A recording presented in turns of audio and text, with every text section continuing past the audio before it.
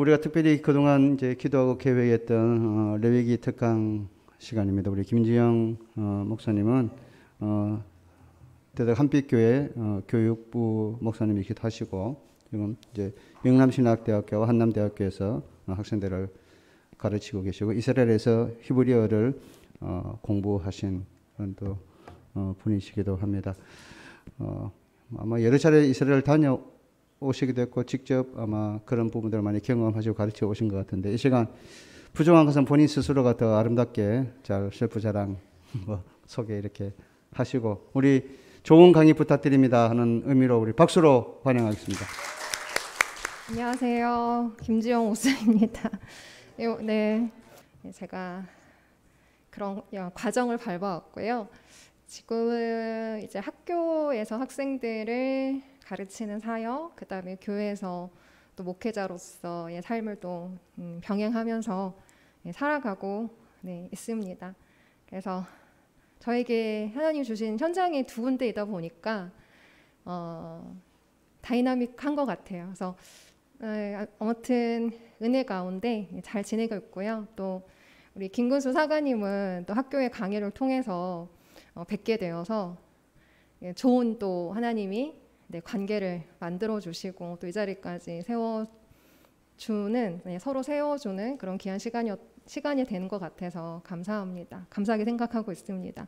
아마 지금 이제 막 식사를 하시고 지금 오신 자리이기 때문에 굉장히 피곤하실 것 같아요. 졸음이 이제 식권 중에 막 오실 수 있는 그런 시간이시거든요.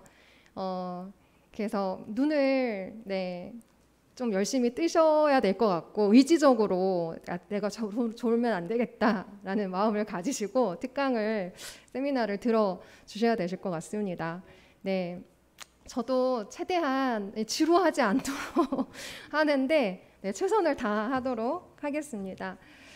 우리 그 김근수 사관님께서 레위기를 부탁을 하셨어요. 그래서 사실 레위기 하면 우리 성도님들도 그렇게 좋아하시지 않으시고 선호하시지 않으시고 가끔은 성경 일독을 하다가도 쉽게 넘어가지지 않는 그런 말씀이 사실 레위기라고 설명을 드릴 수 있을 것 같은데요. 오늘 레위기를 설명을 드리면서 그러니까 레위기를 첫 번째 파트로는 어떻게 하면 우리가 레위기를 잘 읽을 수 있을까? 레위기가 정말 어렵고 막연하고 지루하기만 한 성서일까? 아니라는 걸 말씀을 드리고 싶고요. 그래서 레위기를 우리가 어떻게 읽어야 될까에 대해서 첫 번째 파트를 말씀을 드리고 두 번째는 레위기에서 나오는 절기들이 굉장히 많이 있잖아요. 우리가 잘 알고 있는 3대 절기들.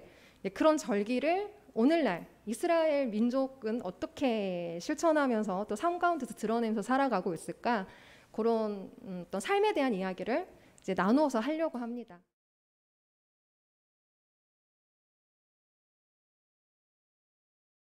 네, 오늘 새롭게 읽는 레위기라는 제목으로 저희가 함께 나누려고 합니다. 우선은 레위기는 오경 가운데에 들어가 있는 말씀이죠. 오경이 뭔가요? 오경. 모세 오경. 어떤 책이 오경, 어떤 성서가 오경 안에 들어가나요? 창세기, 출애굽기, 레위기, 민수기, 신명기. 그렇죠. 여기까지를 우리가 오경이라고 얘기를 하죠. 이 오경은 이스라엘 민족에게 있어서 굉장히 중요한 성서입니다. 그러니까 이 오경은요, 본 근본의 말씀이라고 이스라엘 민족이 생각을 해요. 그리고 거기에서 그 다음에 이스라엘의 역사서들이 파생이 되고 예언서들이 나오고 이렇게 생각을 하기 때문에 굉장히 핵심적인 성서로 그들이 인식을 합니다. 그러면 이 레위기가 오경 중에서 딱 중간 안에 들어가 있죠.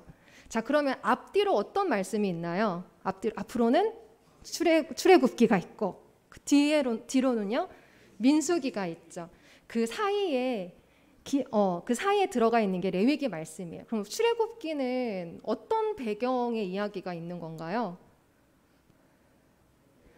애굽에서 출애굽한, 그쵸? 출애굽하고 그리고 그 이후에 가나안 땅에 들어가기 위한 여정을 준비하는 내용이 들어져 있죠. 그리고 중요한 거 한 가지 잊어버리시면 안 돼요. 그들이 어디에서 잠깐 멈췄었나요? 가나안 땅에 들어가려고 하기 전에 광야 말고요. 시내산에서 멈췄죠. 네, 출애굽한 다음에 바로 곧장 가나안 땅으로 들어가지 않고 시내산으로 왔습니다. 시내산에서 무슨 일이 있었나요? 무슨 사건이 있었나요? 제일 중요한 사건. 십계명. 네, 십계명을 받았다라는 얘기는 뭐냐면 시내산에서 이스라엘 민족이 하나님과 계약을 맺었다라는 의미예요. 그 계약의 내용을 우리가 축약하면 10가지의 계명, 10계명으로 축약해서 볼 수 있는 거예요. 그러니까 즉 그 이야기는 뭐냐면 이스라엘과 하나님이 이제 더 이상 뗄래야 뗄 수 없는 관계가 되었다라는 걸 의미하는 거예요. 나는 너희의 하나님이야. 너희는 내 백성이야. 이건 변하지 않아. 앞으로 영원할 거야. 라는 하나님과 이스라엘 민족의 계약, 언약이 처음으로 이루어진 장소. 그래서 우리가 시내산을 굉장히 중요하게 생각을 하셔야 돼요. 시내산 언약은 이스라엘 민족의 역사에 아주 중요한 계약 정신에 처음부터 끝까지 중요하게 연결이 됩니다. 그러니까 이 언약의 내용이 출애굽기 19장에서부터 어디까지 등장하냐면 민수기 10장 10절까지 이어져요. 그러니까 시내산의 언약이 시내산에서 머물렀던 이 기간이 이스라엘 민족에게 약 1년 정도 되거든요. 근데 그 내용이 어디서부터 시작하냐면 출애굽기 19장에서 민수기 10장 10절까지 아주 꽉 차 있다라는 것입니다. 그 1년 동안의 기록이. 그렇다고 하면 얼마나 중요한 기록이겠어요. 그리고 민수기 10장 이후부터는 40년 광야 생활에 대한 이야기들이 축약되어서 나옵니다. 그러니까 결국은 출애굽한 이후에 가장 중요한 것은 핵심은 뭐냐? 시내산 언약이다라는 거예요. 그럼 그 사이에 있는 레위기도 뭘까요?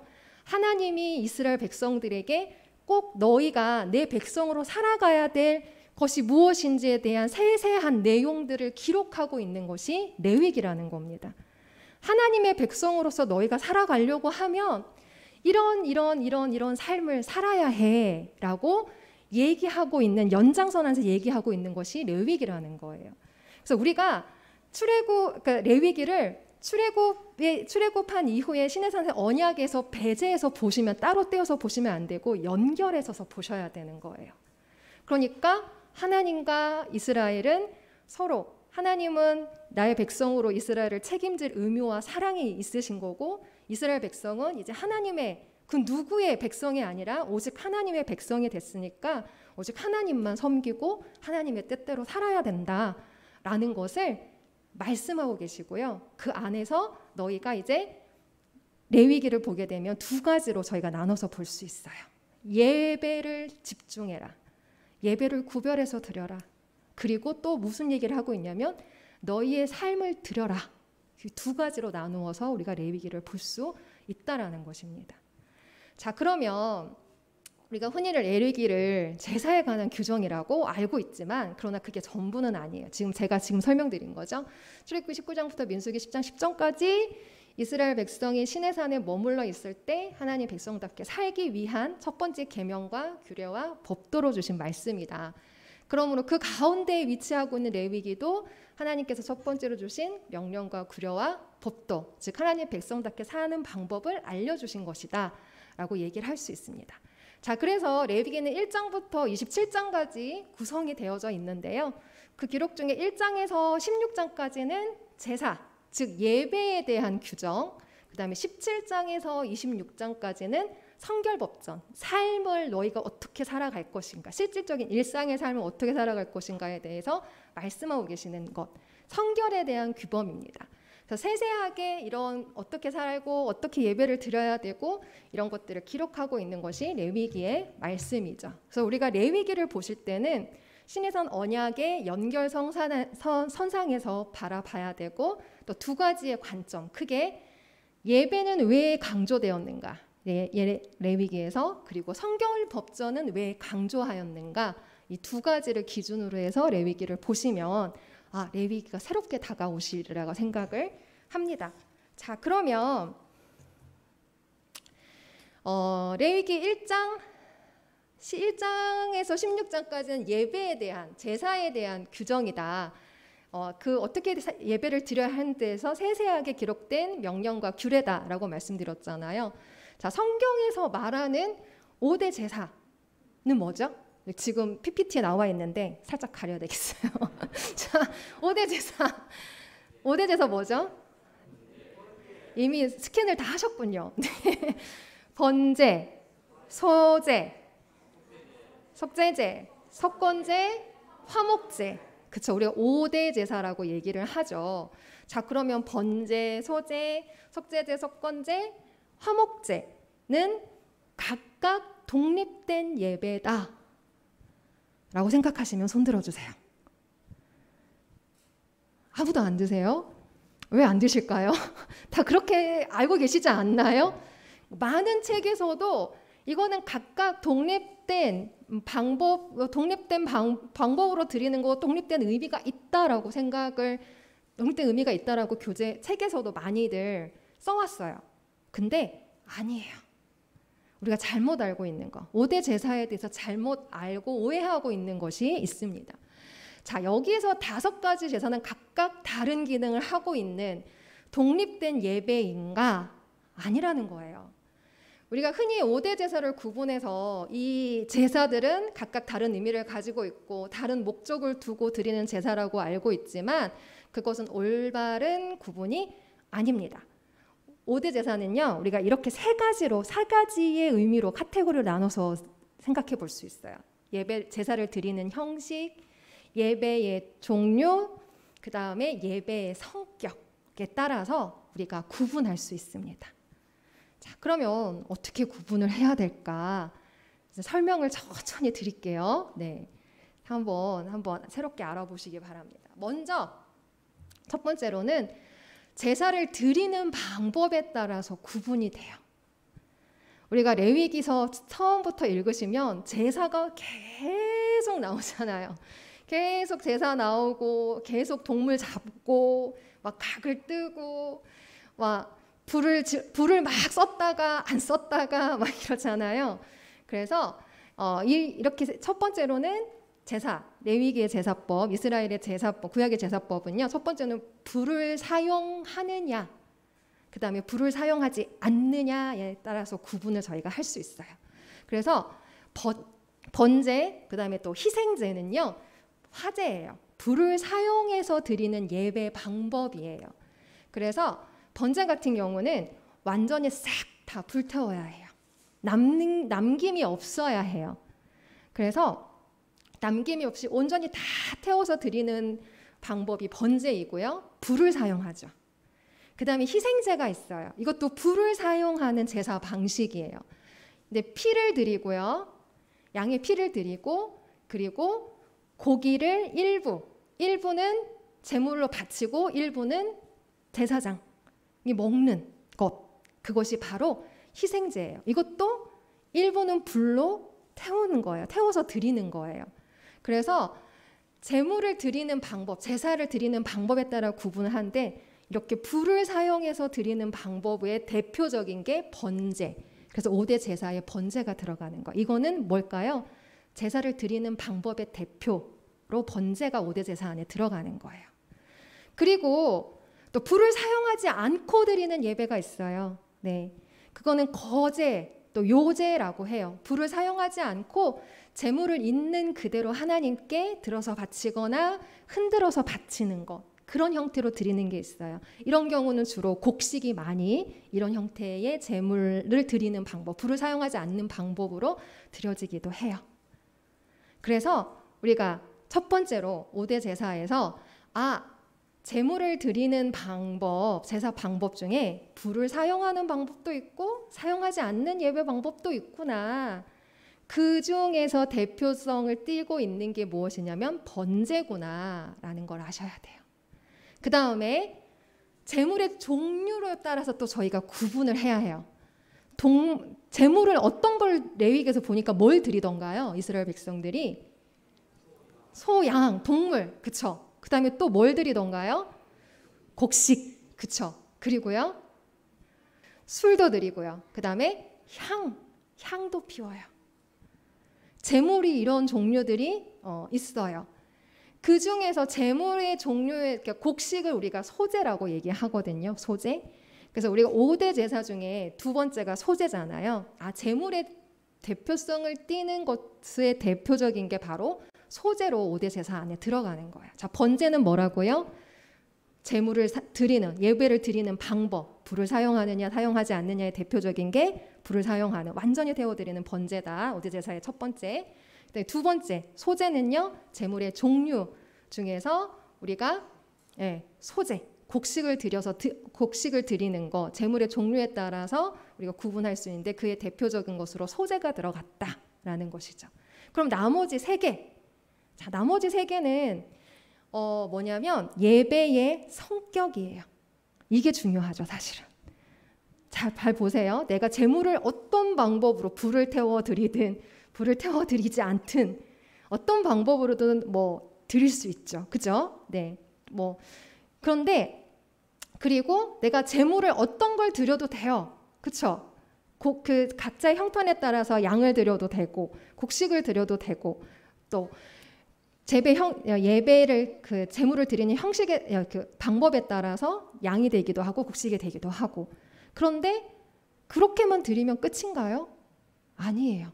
그 예배가 담긴 의미와 성격과 목적이 있어야죠. 내가 왜 번제로 동물을 드리는지, 내가 왜 요제로 곡식을 드리는지, 그 행위가 중요한 게 아니잖아요. 그 안에 담겨 있는 메시지와 의미가 중요한 거잖아요. 그 메시지와 의미는 바로 이 세 가지예요. 속죄제, 속건제, 화목제. 자, 그러면 속죄제는 어떤 의미가 담긴 건가요? 자기가 지은 죄에 대해서 하나님 앞에 속죄하는, 또 그리고 죄의 경중에 따라서 제물을 달리하는 제사입니다. 뭘 하는 거예요? 나의 죄를 용서해 주세요라는 것. 스스로 자복하고 회개하며 하나님 앞에 드리는 예배가 속죄제라는 거예요. 그럼 속건제는요? 부지 중에 하나님의 거룩한 성물에 대해서, 그러니까 하나님의 거룩한 성물에 대해서, 또는 부지 중에 내가 하나님의 말씀을 어긴 그 죄에 대해서 용서해 주세요라고 드리는 제사가 속건제라는 거예요. 그러면 마지막 화목제는 뭘까요? 화목제의 의미는 하나님 평화를 위해서 드리는 제사예요. 하나님과의 관계를 다시 회복하기 위해서 드리는 성격의 제사라는 거예요. 하나님과 관계가 나의 죄로 인해서 깨어졌을 때 그 관계를 회복하기 위해서 드려지는 제사. 조금 더 뭐라고 될까요? 더 의미 있는, 종교적인 의미가 있는 제사라고 얘기할 수 있겠죠. 예수님을 우리가 화목제물 하잖아요. 그쵸?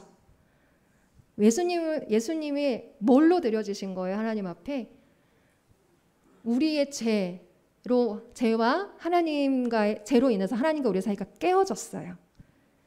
그것을 어떻게 하신 거예요? 예수님이 대신 희생하시고 우리와 하나님의 관계를 회복시켜 주시는 그러한 것으로 예수님이 본인이 스스로 이렇게 바쳐주셨다라는 거예요. 그래서 우리가 5대 제사 중에 이 세 가지는 제사의 의미이구나, 제사가 가지고 있는 이런 성격이구나 라는 거를 알 수 있습니다. 위임제는요, 임직식이죠. 제사장이 되기 위해서 예식 드리는 거. 저도 임직식을 했고요. 우리 사가님도 임직식을 했고요. 그래서 하나님의 사람으로서 구별되어져 있는 사람들이 위임제, 임직식으로 드려지는, 제사장이 되기 위해 드려지는 제사입니다. 자, 그래서 5대 제사는 첫 번째 번제는 뭐라고요? 예배를 드리는 방법, 불을 사용하느냐, 불을 사용하지 않느냐의 대표적인 게 번제로 5대 제사 안에 들어가 있다. 자, 소제는요, 제물의 종류의 대표성으로 소제가 들어가 있다. 나머지 속죄제, 속건제, 화목제는요, 예배의 성격이다, 목적이다 생각하셔야 돼요. 이게 따로 되어져 있는 게 아니라는 거예요. 자, 그러면 이런 말씀을 레위기서에서 아마 가끔씩 읽으실 거예요. 우리 레위기서 3장 1절에서 5절까지 말씀 한번 같이 읽어볼까요? 시작. 사람이 만일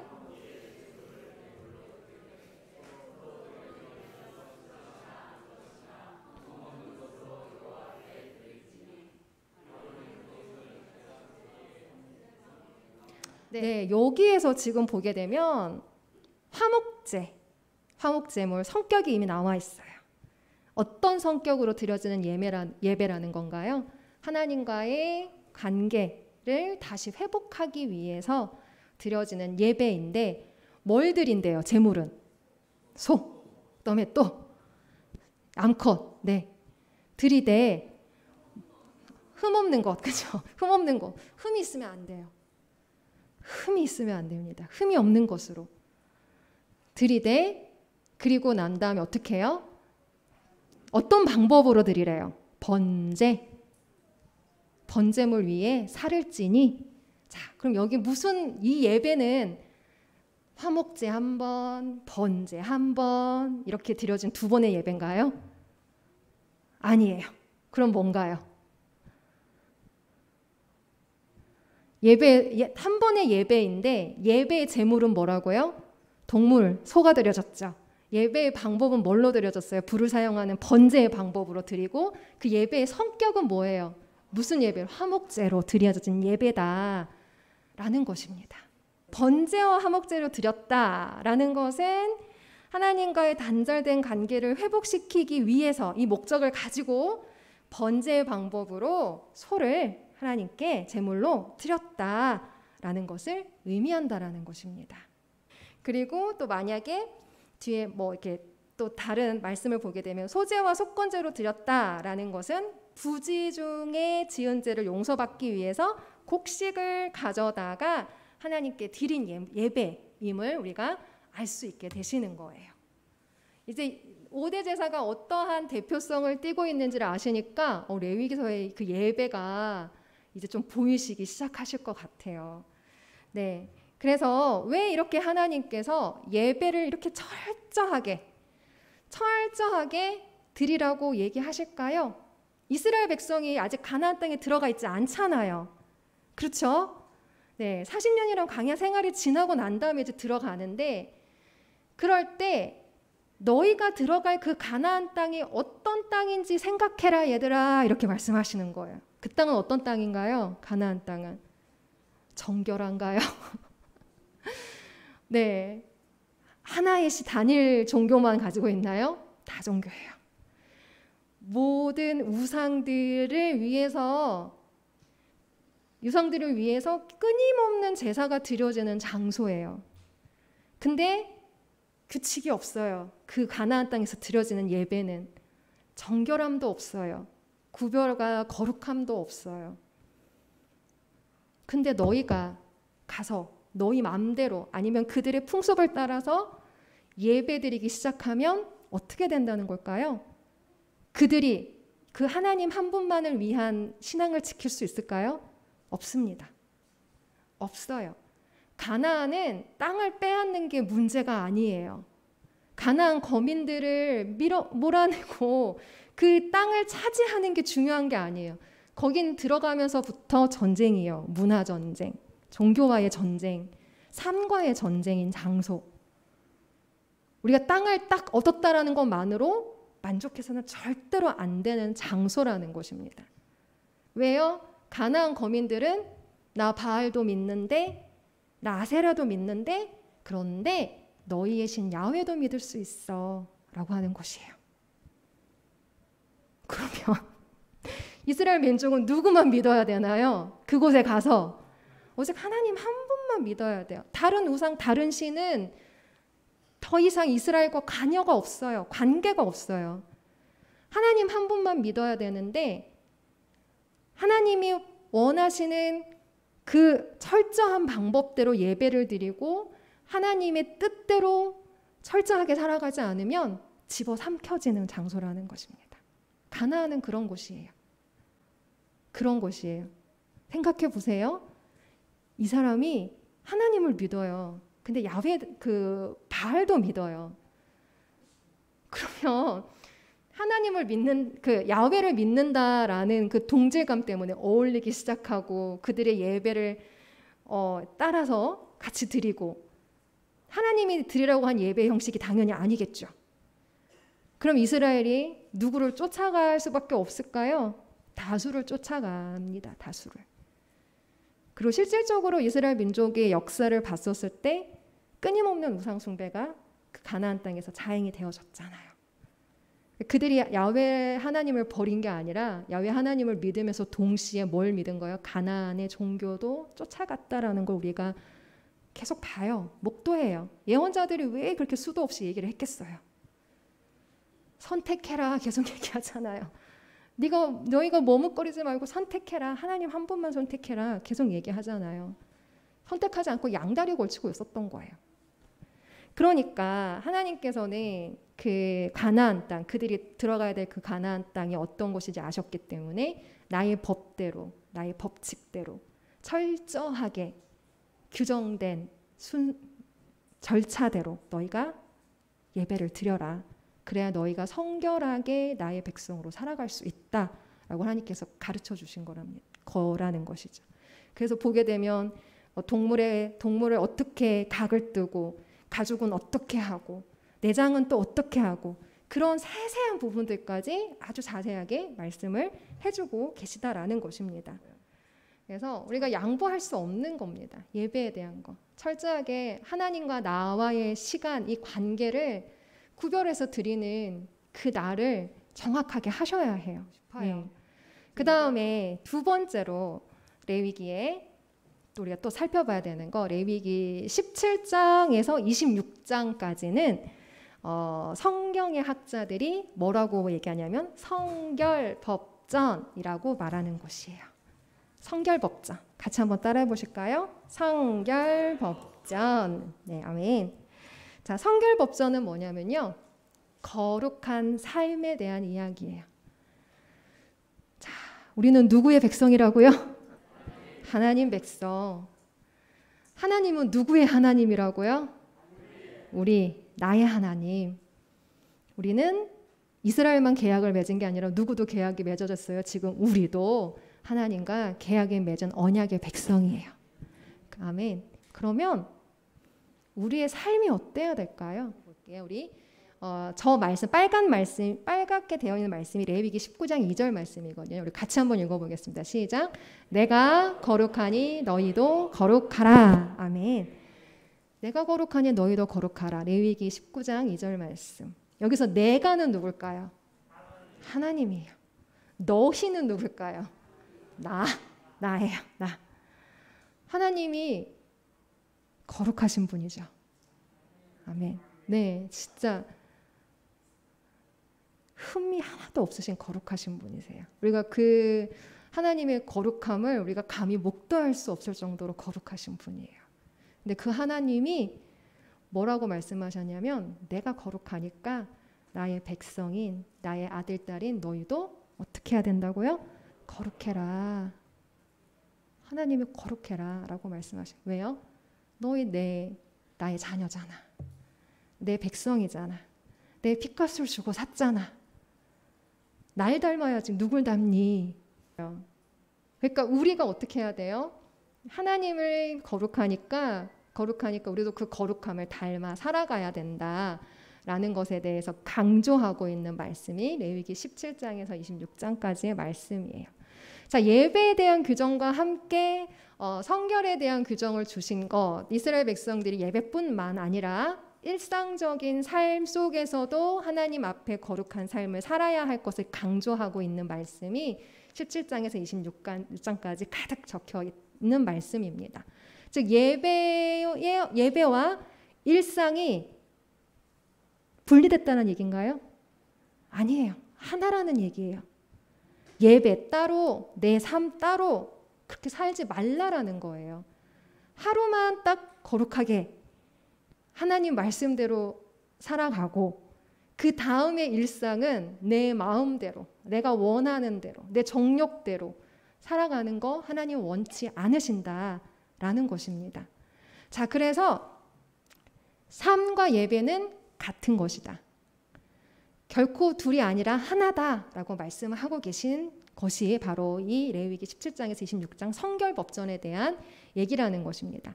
자, 성결법전을 통해서 계속해서 강조하고 있는 말씀이 무엇인지 저희가 레위기 17장부터 함께 말씀을 좀 찾아보도록 하겠습니다. 같이 보도록 하겠습니다. 자, 첫 번째로는요. 뭐라고 말씀하시냐면 하나님이 우상의 제물로부터 성결해라 라고 하나님이 말씀하고 계세요. 우리 레위기 17장 1절에서 우리 4절 말씀 같이 한번 읽어보실까요? 시작.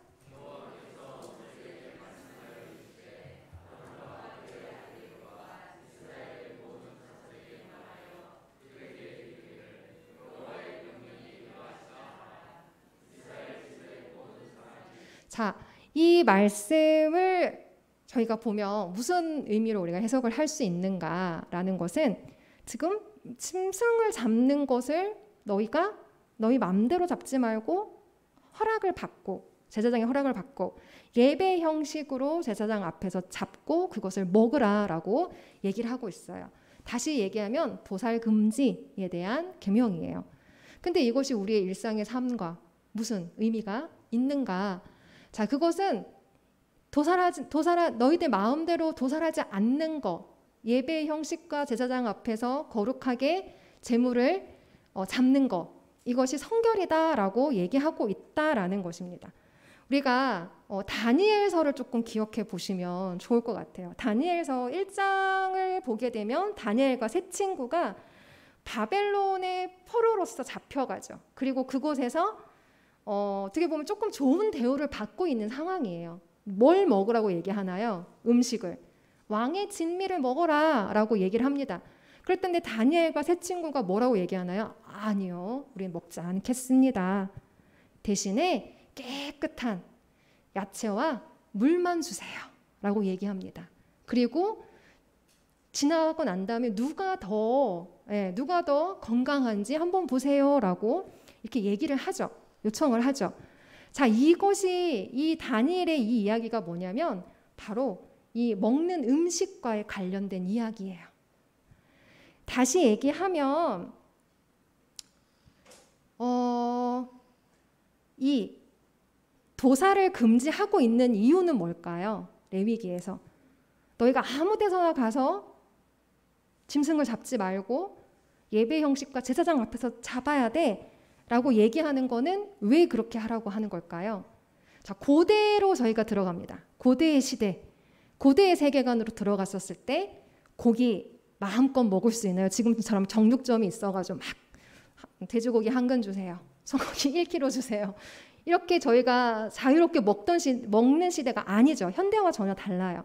그럼 고대에서는 고기를 먹을 수 있는 게 아주 행사처럼 희박한 일이라는 것입니다. 그럼 그 고기를 언제 먹을 수 있을까요? 제사를 통해서. 맞아요. 제사를 통해서만 고기를 먹을 수가 있어요. 자, 그러면 하나님이 이스라엘 백성들한테 너희가 마음대로 하지 마, 마음대로 도살하면 안 돼 라고 한 얘기는 뭐냐면 결국은 고기를 얻을 수 있는 방법은 제사를 통해서 얻는 건데 그것을 누구의 방법대로 얻으라고 하는 건가요? 하나님의 방법대로 얻으라고 하는 거예요. 왜 그러냐면 가나안 땅을 생각한 거예요.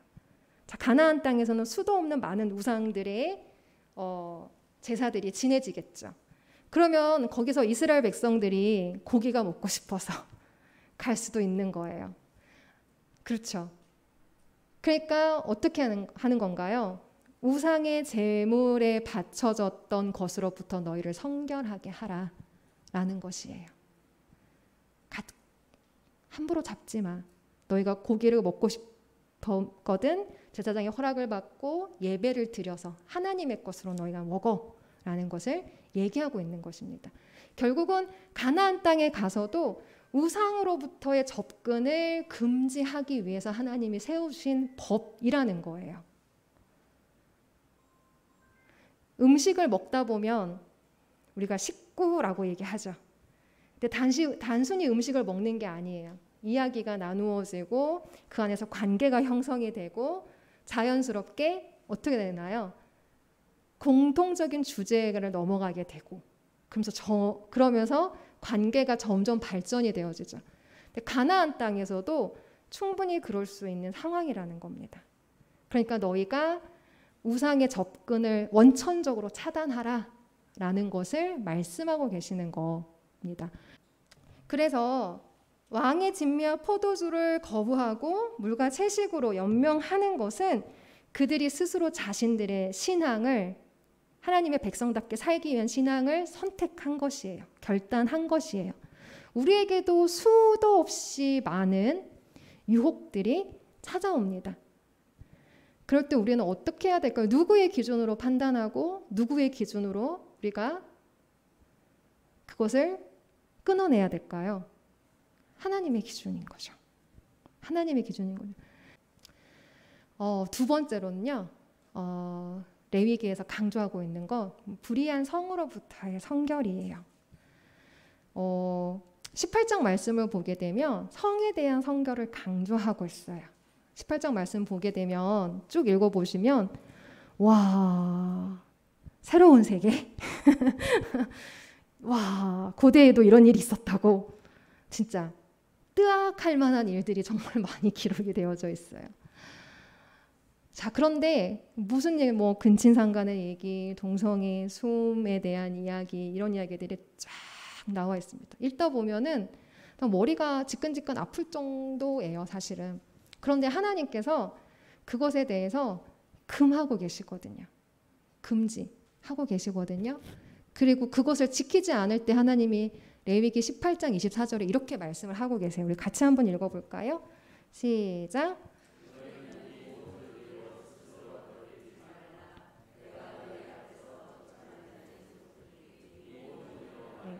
하나님이 뭐라고 말씀하시냐면 너희가 만약에 내 백성으로서 삶을 포기하고 너희가 이렇게 살아간다고 하면 나는 너희를 쫓아낼 거야 라고 말씀하고 계시는 거예요.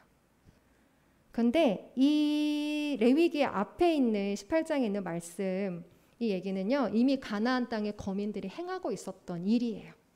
그들의 삶의 모습을 그대로 적고 있는 거예요. 근데 이스라엘 백성들한테 말씀하시는 거는 너희가 들어갈 땅이 이런 곳인데 너희 어떻게 살아야 되겠니? 라고 말씀하고 계시는 거예요. 똑같이 따라갈래? 그럼 나는 가나안 거민을 토해냈듯이 너희를 토해내고 너희를 쫓아낼 것이야 라고 말씀하고 계시는 거예요. 굉장히 강력한 경고 메시지라는 것이죠. 가나안 거민들이 이러한 성적인 다양한 문제들로 타락이 되어 있기 때문에 이 땅도 이미 더럽혀졌고 그러면 그 땅도 빼앗기게 그러므로 너희가 그렇게 살아간다면 너희도 빼앗기게 될 거다라고 말씀을 하고 계시는 거죠. 그래서 그런 성결한 삶을 너희가 의지적으로 살아야 된다라고 말씀하고 계시는 거예요. 사실 어떻게 보면 가장 근본적인 거잖아요. 가장 어떻게 보면은 유혹에 쉽게 넘어갈 수 있는 부분이잖아요. 우리가 거기에서 우리를 스스로 거룩한 백성으로 우리 나의 삶을 지켜내야 된다라는 걸 말씀하고 계시는 거라는 거죠. 왜요? 내가 거룩하니 너희도 어떡하라고요? 거룩해라. 네, 존재입니다. 그래서 우리가 가나안 땅에 들어가서 이스라엘 백성들이 끊임없는 영적인 전투를 해야 되는 것처럼 우리도 이 세상에 살아가면서 끊임없는 영적인 전투를 하는 거예요. 세상의 질서를 쫓아가고 그 한 번의 나를 허용하는 것이 아니라 하나님의 질서로 하나님의 계획으로 하나님의 뜻대로 우리가 끊임없이 우리를 순종시키면서 절제하면서 살아가는 존재. 그것이 세상과 내가 구별되어서 살아가는 하나님의 사람의 모습이라는 것입니다. 세상의 풍습과 사회의 현상을 쫓아가는 것이 아니라 우리는 그것을 더 선한 방향으로 이끌어가야 되는 존재가 돼야 되는 거예요. 근데 어느 순간에 이미 우리는 세상의 그 모습에 더 많이 익숙해져 있어요. 아니에요. 우리가 그렇게 하나님의 질서와 뜻을 따라 살아갈 때 세상은 우리를 보고 그래 저게 맞는 것이지 저렇게 살아가야 되는 것이지 그게 하나님의 영광을 드러내는 우리의 삶이라는 거예요. 근데 우리가 세상 사람들과 구별이 없는 그 모습 속에서 세상에 있는 모든 사람들이 어떻게 하나님의 모습을 볼 수 있나요? 어떻게 우리가 하나님의 백성으로 거룩한 삶을 살아간다는 걸 나타내면서 살아갈 수 있나요? 결단하셔야 된다고 생각해요. 네. 이제 레위기 첫 번째 파트 부분 결론입니다. 19장은 1절에서 4절은 서론, 5절에서 8절은 제의적인 선결, 9절에서 18절은 사회적인 선결. 이게 계속 반복하면서 나와요. 왜 19장에서는 예배와 그다음에 일상적인 삶을 거룩하라고 계속 얘기하고 있나요? 같다라는 거예요. 너의 모든 하루, 너의 모든 삶이 거룩해야 된다. 그것이 예배다. 곧 예배다라고 하나님 말씀하고 계신다라는 것입니다. 그리고 그래서 제의적인 성결, 사회적인 성결은 따로 분리되는 것이 아니라 우리가 하나로서 통칭적으로 하나님 앞에 드려야 되는 삶이어야 된다라는 것을 우리에게 분명하게 얘기해주고 있는 것이죠. 그리고 이제 그 이후에 보게 되면은 절기들이 나와요. 3대 절기 6월절, 또 초막절, 뭐 77절, 그 외에 이스라엘 역사 가운데 있는 뭐 나팔절, 새해고요. 불임절, 뭐 수전절 등 이런 절기에 대한 것들도 이스라엘 백성들이 현재 지키고 있거든요. 네, 레위기에서는 6월절과 초막절과 77절 이 3대 절기가 등장을 하죠. 그러면 조금 저희 쉬었다가 이제 어떻게 이들이 이 3대 절기의 의미는 무엇이고 현재 오늘날 이스라엘 민족은 어떻게 3대 절기를 지키고 있는 것인가를 조금 배워보는 시간 가지려고 해요. 자, 우리 결론 부분 다시 한번 읽어보겠습니다. 시작. 내가 거룩하니 너희도 거룩하라. 네, 레위기의 말씀처럼 예배와 삶이 일치되는 거룩한 주의 백성들 되시기를 소망합니다.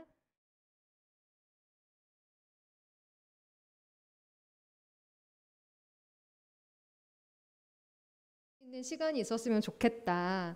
이스라엘 사람들이 지금도 그렇게 철저하게 예배를 드리고 철저하게 구별된 삶을 살고 있는가 궁금해하실 것 같아요. 그래서 제가 이스라엘에서 제가 한 3년 정도 있었거든요. 살았기 때문에 현지에서 살아야지만 알 수 있는 얘기들을 우리 성도님들과 함께 나누면 좋겠다라고 생각을 해서 사진으로만 좀 다 구성이 되어져 있습니다. 이스라엘의 구약의 이제 절기, 아까 3대 절기가 뭐라고 말씀드렸었죠? 6월절, 초막절, 77절. 그렇죠. 6월절, 초막절, 77절 레위기에도 등장하고요. 그 외에도 계속해서 등장을 하고 있습니다. 그 3대 절기, 그리고 오늘날 이 이스라엘 민족, 유대인들은 어떻게 이 절기의 삶을, 구약의 말씀의 삶을 그들이 실천하고 살아가고 있는가 함께 배우시면서요. 도전이 되셨으면 좋겠어요. 네. 유대인들의 종교 의상입니다. 저 옷은 아무나 입는 게 아니라요. 랍비들, 종교인들만 입고요. 나머지 일반적인 유대인들은 평상복을 입습니다. 종교인들은 자신들을 구별하여서 저렇게 복장을 입습니다. 보시면 검은색 외투, 검은색 중절모, 저거는 뭐 입을 수 있죠, 그렇죠? 근데 뭐가 조금 특이한 것 같으세요? 여기 요렇게 여기 위에는 어떻게 돼 있을까요? 깎았어요. 위에는 이렇게 다 깎고요. 어디만 남겼냐면 여기 구렛나루만 이렇게 남겨서 계속 길러요. 길르면 이렇게 하나로 길면 이렇게 길지 이상하잖아요. 이거를 계속 꼬웁니다. 꼬아서 이렇게 대롱처럼 이렇게 만드는데 이들이 왜 이렇게 할까? 이걸 뭐라고 하냐면 구렛나루를 페오트라고 해요. 왜 저런 독특한 외형을 저들이 유지를 할까요? 레위기 19장 27절 말씀을 보게 되면 하나님이 삭도를 대야 될 것과 대지 않아야 될 것에 대한 이야기를 하세요. 그래서 그들이 원래 구약의 전통에 따르면 이 요기를 자를 수가 없어요. 나실인들, 구별된 사람들은. 그래서 그것을 그대로 계속해서 기릅니다. 그리고 저렇게 돌돌돌 말아서 아주 독특해요. 이스라엘 가면 수도 없이 보신 거예요. 나중에 보셨어요? 이스라엘 다녀오셨다. 손 살짝. 네. 네. 보시면서 어떤 느낌이 드셨어요? 특이하고 이상하다. 저분들이 어떤 분인지는 아셨어요? 말씀해 주셔서. 네, 그렇죠. 그런데 저들이 노력하는 거예요. 구약의 삶을, 구약에서 말한 그 구별된 사람의 모습을 유지하기 위해서. 검은색 중절모를 이렇게 쓰는 건 왜 당신들 이렇게 검은색 옷을 입어요? 라고 물어보면 겸손한 삶을 살기 위해서다. 그리고 성전이 무너진 것을 애곡하기 위해서다. 라고 얘기를 합니다. 지금 이스라엘에는 성전이 무너져 있죠. 그리고 그 위에 뭐가 세워져 있나요? 황금돔, 모슬림의 성지가 세워져 있습니다. 성전이. 그래서 유대인들은 올라갈 수가 없어요. 그 모스크가 있는 곳에 올라갈 수 없습니다. 제가 한번 겪었던 일인데요. 이방인들은 올라가도 괜찮아요. 무슬림들이 전혀 신경 쓰지 않아요. 그런데 유대인, 종교인들이 올라가잖아요. 그러면 거기서부터 무슨 소란이 나냐면 알라는 위대하다라는 소란이 일어납니다. 나가 이러는 거예요. 우리 땅에 오지 마, 우리 성전에 밟지 마 이렇게 얘기하거든요. 그러니까 당연히 굉장히 민감한 상황입니다.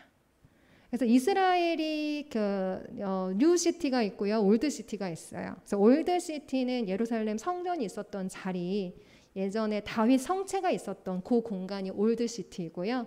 그리고 거기는 유적지이니까 관광을 하러 갈 수 있지만 그래도 사람들이 사는 곳은 다 그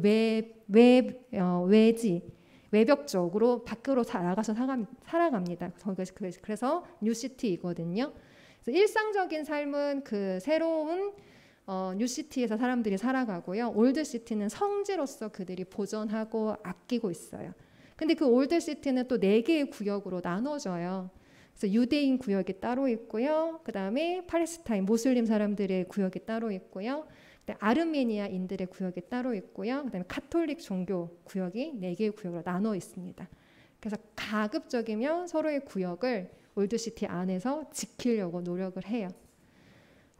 아무튼 그래서 이런 의상을 통해서도 또 자신들의 어떤 외형을 통해서도 구약의 삶을 끊임없이 유지하려고 하는 구별된 삶을 살려고 이 종교인들은 저렇게 노력을 하고 있습니다. 어떻게 보면 참 우스꽝스러운 모습이기도 하죠. 네, 그럼에도 불구하고 그것이 내가 하나님의 백성이다라는 것을 표시하는 표시로서 그걸 오히려 더 저들은 즐거워하고 기뻐합니다. 네, 기뻐하면서 저 일들을 행해요. 자, 그러면 일단은 잠깐 의상을 저희가 좀 살펴봤고, 왜냐하면 사진에 계속 이런 분들이 등장을 할 거기 때문에 저분들은 누군가요? 라고 설명을 미리 좀 사전에 드리는 게 좋을 것 같아서 제가 사진을 먼저 좀 가지고 왔습니다. 자, 우리 3대 절기 중에 가장 먼저 뭘 볼 거냐면요. 초막절, 그러니까 장막절이라고 불리기도 하죠. 제가 왜 초막절을 먼저 가져왔느냐라고 태양력으로 하게 되면 6월절은 3월, 4월쯤에 있어요. 그 다음에 초막절은 9월 또는 10월쯤에 있어요. 그 다음에 이 77절은 5, 6월쯤에 있어요. 그런데 왜 먼저 초막절을 가장 늦은 시기에 있는 초막절을 사진을 들고 왔느냐? 이스라엘의 새해는 우리의 태양력과 달라요. 우리는 1월에 시작하잖아요, 새해가. 이스라엘 민족은 9월 시작합니다. 그러니까 이스라엘의 연 체계하고 우리가 지금 사용하는 태양력 체계하고 달라요. 그러니까 이들이 그 연 체계가 음력을 사용하고요. 그다음에 유대인 전통의 원력을 사용을 하기 때문에 새해의 기준이 좀 달라요. 그러니까 저희보다 약간 3개월씩 이런 차이가 있다라고 보시면 돼요. 그래서 새해가 언제냐? 9월이에요. 9월. 9월에 가장 첫 번째로 맞이하는 새해 다음으로 맞이하는 절기가 무엇이냐? 장막절, 초막절입니다. 자, 초막절은 저희가 잘 알고 있는 것처럼 무엇을 기념하고 기억하고 지키는 절기일까요? 광야 생활. 그렇죠. 광야 40년 동안 그들이 천막을 치고 거처하면서 이동하면서 살았잖아요. 그래서 이 광야의 생활을 그들이 상기하는 절기입니다. 그러면 이 절기는 슬프게 지내기보다는 거기 안에서 40년의 광야 생활 안에서도 하나님이 어떻게 하셨나요? 입히시고 먹이셨죠. 그리고 불기둥, 구름기둥으로 보호하시고 인도해 주셨죠.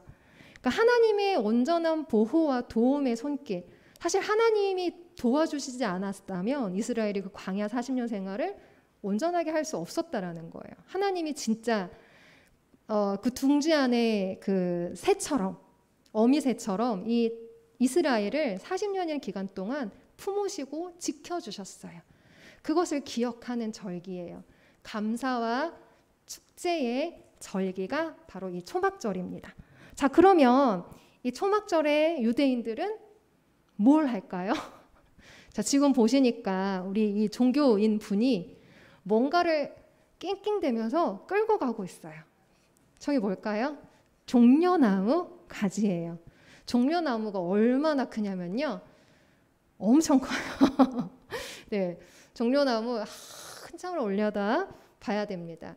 거의 한 10m 정도는 자랄 거예요. 그럼 거기서 나오는 가지는 또 얼마나 크겠어요? 크고 아주 넓습니다. 자, 저거를 초막절이 될 때 되기 전부터 유대인들이 종려나무 가지를 사들이기 시작해요.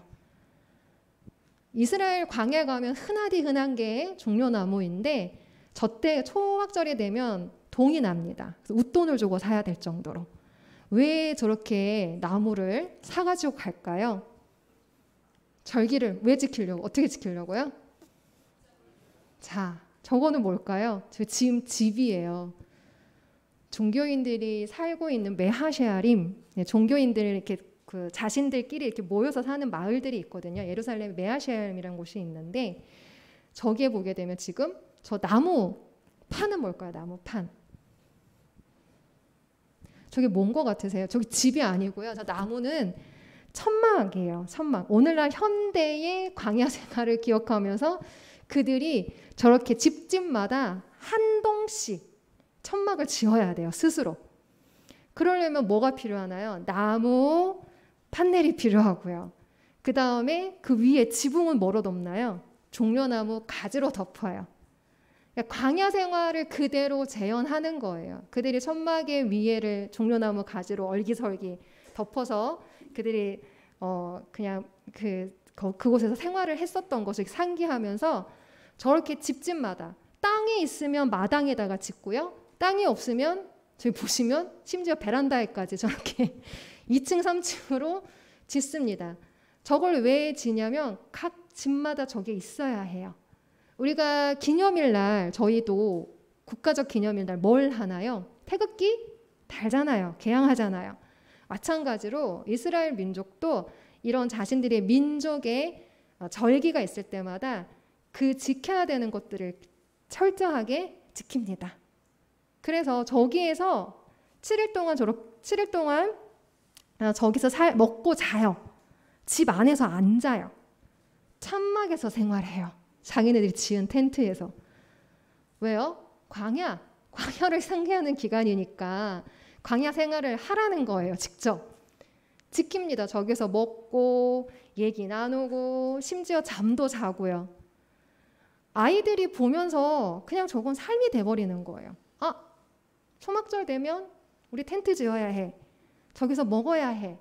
저기서 엄마 아빠랑 성경 이야기도 해야 돼. 저기서 잠도 자. 그냥 절기가 아니라 특별한 날이 아니라 자연스러운 자신의 삶이 되는 거예요. 우리가 설날 되면 의뢰이 뭘 먹듯이요? 떡국 먹듯이. 추석 되면 뭘 먹듯이요? 송편 먹듯이. 그 문화, 음식이라는 문화, 행동의 양식의 문화가 그냥 자연스럽게 그 날을 기억하게 하는 거예요. 그러니까 저들은 저렇게 살아가요. 일반적인 사람들은 저렇게까지 아주 튼튼한 텐트는 안 만들고요. 어떻게 하냐면 이렇게 기둥, 나무 기둥을 세워놓고 이렇게 위에다가 나무까지 세우고요. 그 다음에 양 옆으로는 이렇게 천처럼 텐트처럼 진짜 텐트처럼 저렇게 지어놓습니다. 일반적인 종교인 가정 말고요. 일반적인 가정에서는 그러면 가족들이 뭐 하냐면 거기에 이제 모이는 거예요. 모여서 이야기도 나누고 이웃들도 이렇게 초대하고 그러면서 네 진짜 축제의 기간으로 하나님이 우리를 이렇게 돌봐주셨어. 우리에게 이렇게 은혜를 베풀어 주셨어. 라는 것을 감사하고 기억하는 정말 정말 감사의 절기, 축제의 절기로 저들이 저렇게 지킵니다. 어떨 것 같으세요? 저 때가 되면요, 절기가 되면요, 이스라엘은 다 올 스톱이에요. 학교 안 가요. 관공서 문 안 열어요.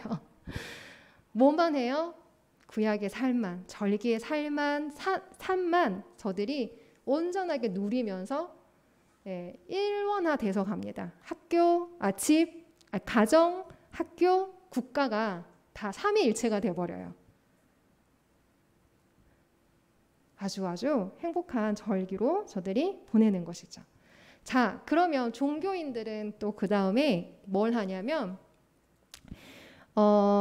레위기 23장 40절 말씀에 보게 되면 4가지 종류의 식물을 하나님 모아서 하나님께 추수에 대한 풍성한 수확에 대한 기도를 드려라 라는 말씀이 있어요. 그래서 초막절 시기는 9월 달이면 저희 추석과 거의 마찬가지잖아요. 저희가 추석을 왜 보내나요? 저희 민족이? 추수함, 가을 추수, 거지에 대해서 기쁘고 흥이 나니까 우리 절기 지키자, 즐겁게 보내자라는 의미로 사실 지키는 거잖아요. 이스라엘 민족도 그런 풍성한 추수의 의미도 사실 이때 초막절에 담겨 있습니다. 그래서 저 4가지 식물을 이 종교인들이 준비를 해요. 준비를 하는데 보세요. 자, 저 할아버지가 랍비 할아버지가 지금 뭘 하고 있나요?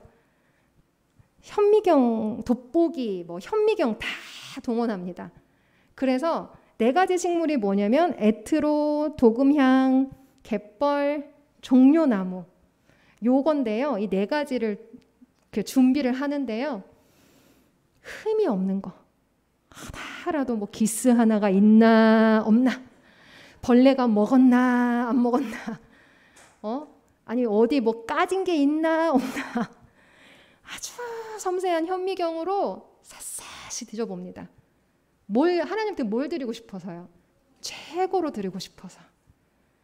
자기가 찾은 것 중에 내 것 중에 최고로 드리고 싶어서 저렇게 열심히 진짜 저 할아버지 눈이 얼마나 아프시겠어요. 지금 노안이 오셔가지고 힘드실 텐데도 저렇게 철저하게 검색을 해요. 식물 하나를 고르는데도. 그리고 아이들한테도 어떤 식물을 어떻게 골라야 하는지 지금 아버지가 자녀에게 가르쳐주고 있어요. 그리고 저렇게 4개의 식물을 모아서 지금 유대인들이 주로 기도하러 가는 장소는 회당도 있지만 어디로 많이 가냐면 통곡의 벽, 지금 그러니까 이스라엘의 무너진 성전에 유일하게 남아있는 서쪽 벽으로 가서 그들이 매일 기도하는데 이 절기 때는 더 열심히 기도하죠. 그리고 저 식물을 가지고 출애굽 말씀을 계속 읽으면서 민수기 말씀도 계속 읽으면서 하여튼 오경을 계속 읽어요. 읽으면서 하나님이 우리에게 베풀어 주신 은혜를 계속 기억하고 감사하고 기도하는 저런 일을 이스라엘 민족들 또 종교인들이 열심히 합니다. 그래서 절기를 보실 수 있는 계절에 가시는 것도 되게 복 중에 하나세요. 근데 대부분은 절기와 상관없는 시기에 많이 가시죠. 그래서 저기 현지에 좀 살아야지만 볼 수 있는 장면이기도 합니다. 아무튼 저렇게 최선을 다해서 이 기쁨의 절기를 저들이 추수절기, 장막절을 저렇게 보내고 있다라는 것을 알 수 있습니다. 자, 그 다음에 9월이 지나고 나면 그 다음으로 나오는 절기가 뭘까요? 새해가 9월부터 시작되니까. 그러면은 9, 10, 11, 12, 1, 2, 3, 4가 되면 6월절이 돌아오죠. 네, 6월절이 돌아와요. 자, 6월절은 무교절이라고도 불리는데요. 이때는 이 6월절은 뭘 기념하면서 지키는 절기인가요? 너무 잘 알고 계시니까. 출애굽, 그쵸? 마지막 10번째 재앙이 뭐였었나요? 장자, 모든 장자가 죽는 재앙이잖아요. 그리고 그렇지만 이스라엘 민족은 어떻게 했어요? 우슬초로 양의 피를 문설주에 바르고 죽음의 신이 넘어가고 이스라엘 백성들만 죽음에서 생명으로 건져진 사건이잖아요. 그리고 그 사건으로 인해서 바로 왕이 어떻게 했죠? 항복했잖아요. 너희들 나가. 제발 이집트 땅에서 좀 떠나. 이러면서 내보낸 사건. 그걸 기념하는 절기가 바로 6월절 절기라는 거예요. 자, 근데 6월절 절기 때는 누룩이 들어가는 것을 절대 금지해요. 그래서 지금 사진에서 보시면 이 종교인 랍비가 지금 뭘 하고 있는 것 같으세요? 뭘 태우죠? 태우는 물질들이 뭘까요? 음식이에요. 음식. 뭐가 들어간 거야? 이스트 들어간 거. 발효식품. 발효가 들어간 거는 전부 다 태워요. 왜요? 누룩을 없애야 돼요. 왜냐하면 이스라엘 백성들이 무교절이라고 부르는 이유가 뭐냐면 누룩을 넣지 못할 만큼 급하게 그들이 식료품을 챙겨서 나왔잖아요. 그래서 이 6월절에 어떤 급하게 생명을 얻고 구원하게 된 것을 기념하기 때문에 누룩이 일체 들어가 있지 않는 음식을 먹습니다. 그래서 mat자라는 거를 먹게 되는데 이게 mat자예요. 지금 이스라엘에서 파는 mat자. 무교절 때, 6월절 때 먹는 음식이에요. 저거는 그냥 밀가루, 물, 소금만 들어가요. 아무것도 들어가 있지 않아요. 먹으면 맛이 없어요. 진짜 맛이 없어요. 먹고 싶지 않아요. 네, 먹고 싶지 않은데 우리는 이방인이잖아요. 유대인 아니잖아요. 안 먹어도 돼요. 안 먹어도 되는데 중요한 건 지금 이거 무슨 장면이신 것 같으세요? 이게 어딘 것 같으세요? 마트예요. 저 천막은 뭘까요 도대체? 물건 안 팔아요. 무슨 물건 안 팔아요? 발효시킨 거 안 팔아요. 그러니까 마트를 가도 누룩이 없는 것들만 저희가 발효가 안 된 것들만 살 수 있는 거예요. 그래서 무슨 일이 생기냐면 유학생들, 이방인들은 이제 6월절 시작된다 그러면 일주일 전부터 쟁여놓기 시작합니다. 음식을 사서.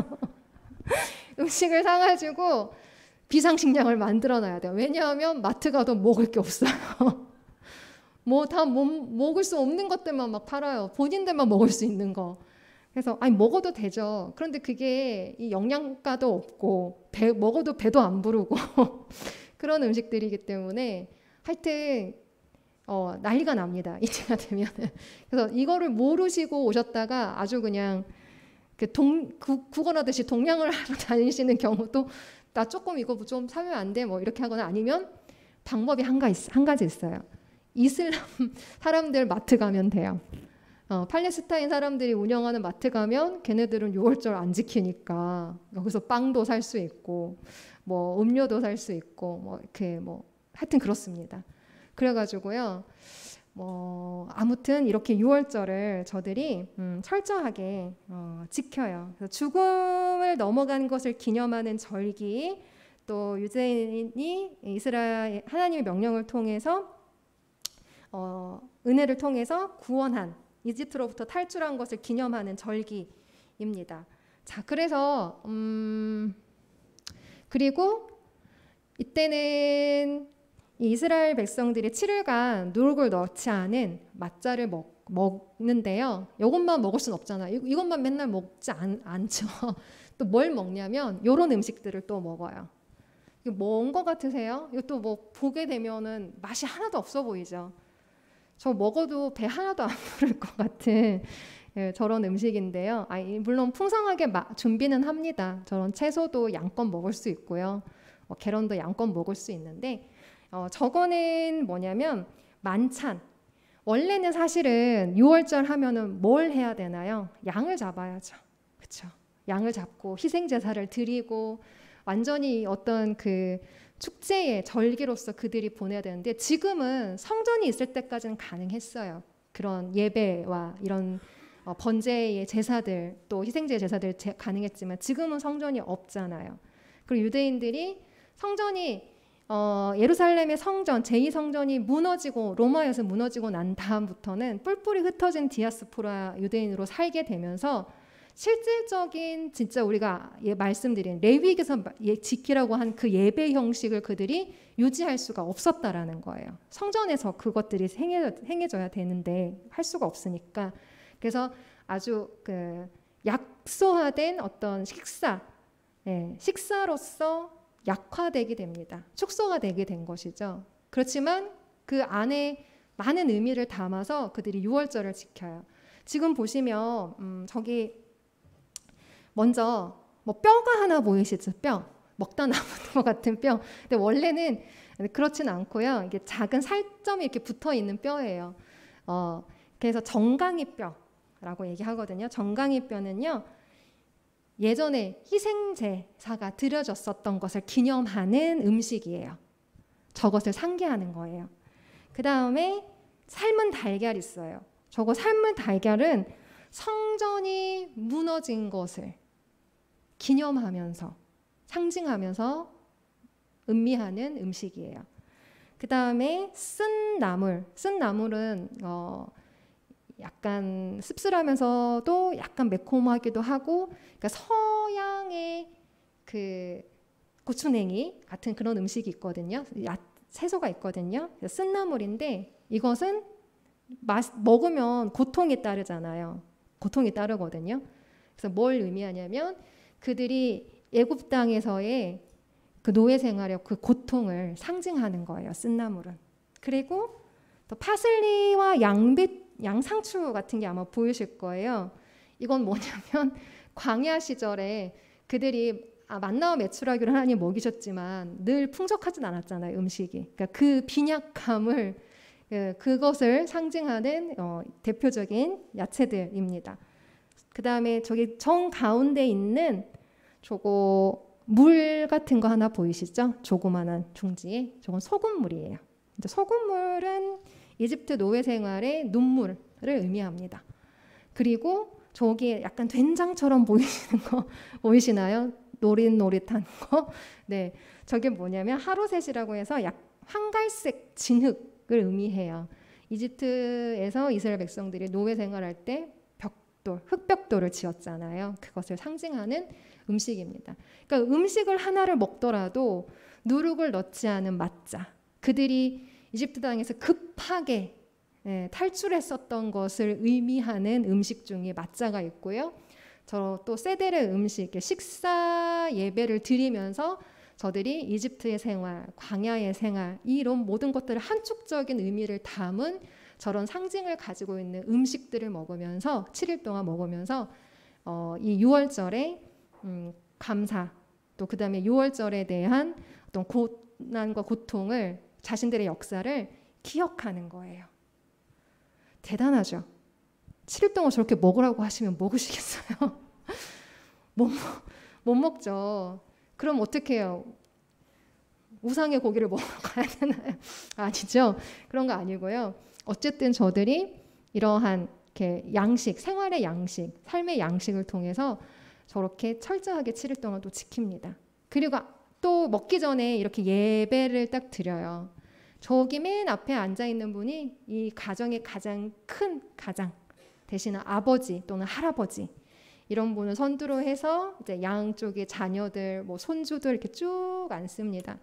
그리고 포도주, 그다음에 맛자, 그다음에 세데르 음식을 먹고요. 그리고 난 다음에 뭘 하냐면 이거를 해요. 뭘 하냐면 기도를 해요. 그리고 암송을 해요. 뭐에 대해서 기도를 하고 뭐에 대해서 암송을 하냐면 출애굽기 13장 14절에 보게 되면요. 그리고 신명기 8장 20절에 보게 되면 너희가 너희의 고난 받았던 것을 기억하고 그것을 자녀들에게 알려주어라, 교육시켜라 라는 그런 말씀이 나오거든요.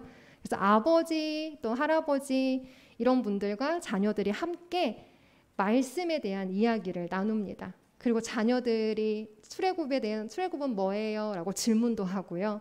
또 그것에 대해서 답변도 해주고요. 그러니까 살아있는 어떤 성서적인 교육을 시키는 거예요. 음식을 먹으면서도. 이러면서 6월절을 보내면 저 아이들이 어떻게 자라겠어요? 또 다시 나의 자녀에게 또 저런 교육을 계속해서 시키고 하나님이 어떤 분인가에 대해서 절대로 잊어버릴 수가 없겠죠. 우리는 식사하면서 자녀들한테 야 기도 좀 해 기도 이러잖아요. 너 기도도 안 하고 먹었니? 이러잖아요. 아니 왜 자녀들 탓을 하세요? 우리가 먼저 얘들아 우리 같이 식사할까? 그런 얘기를 하셔야죠.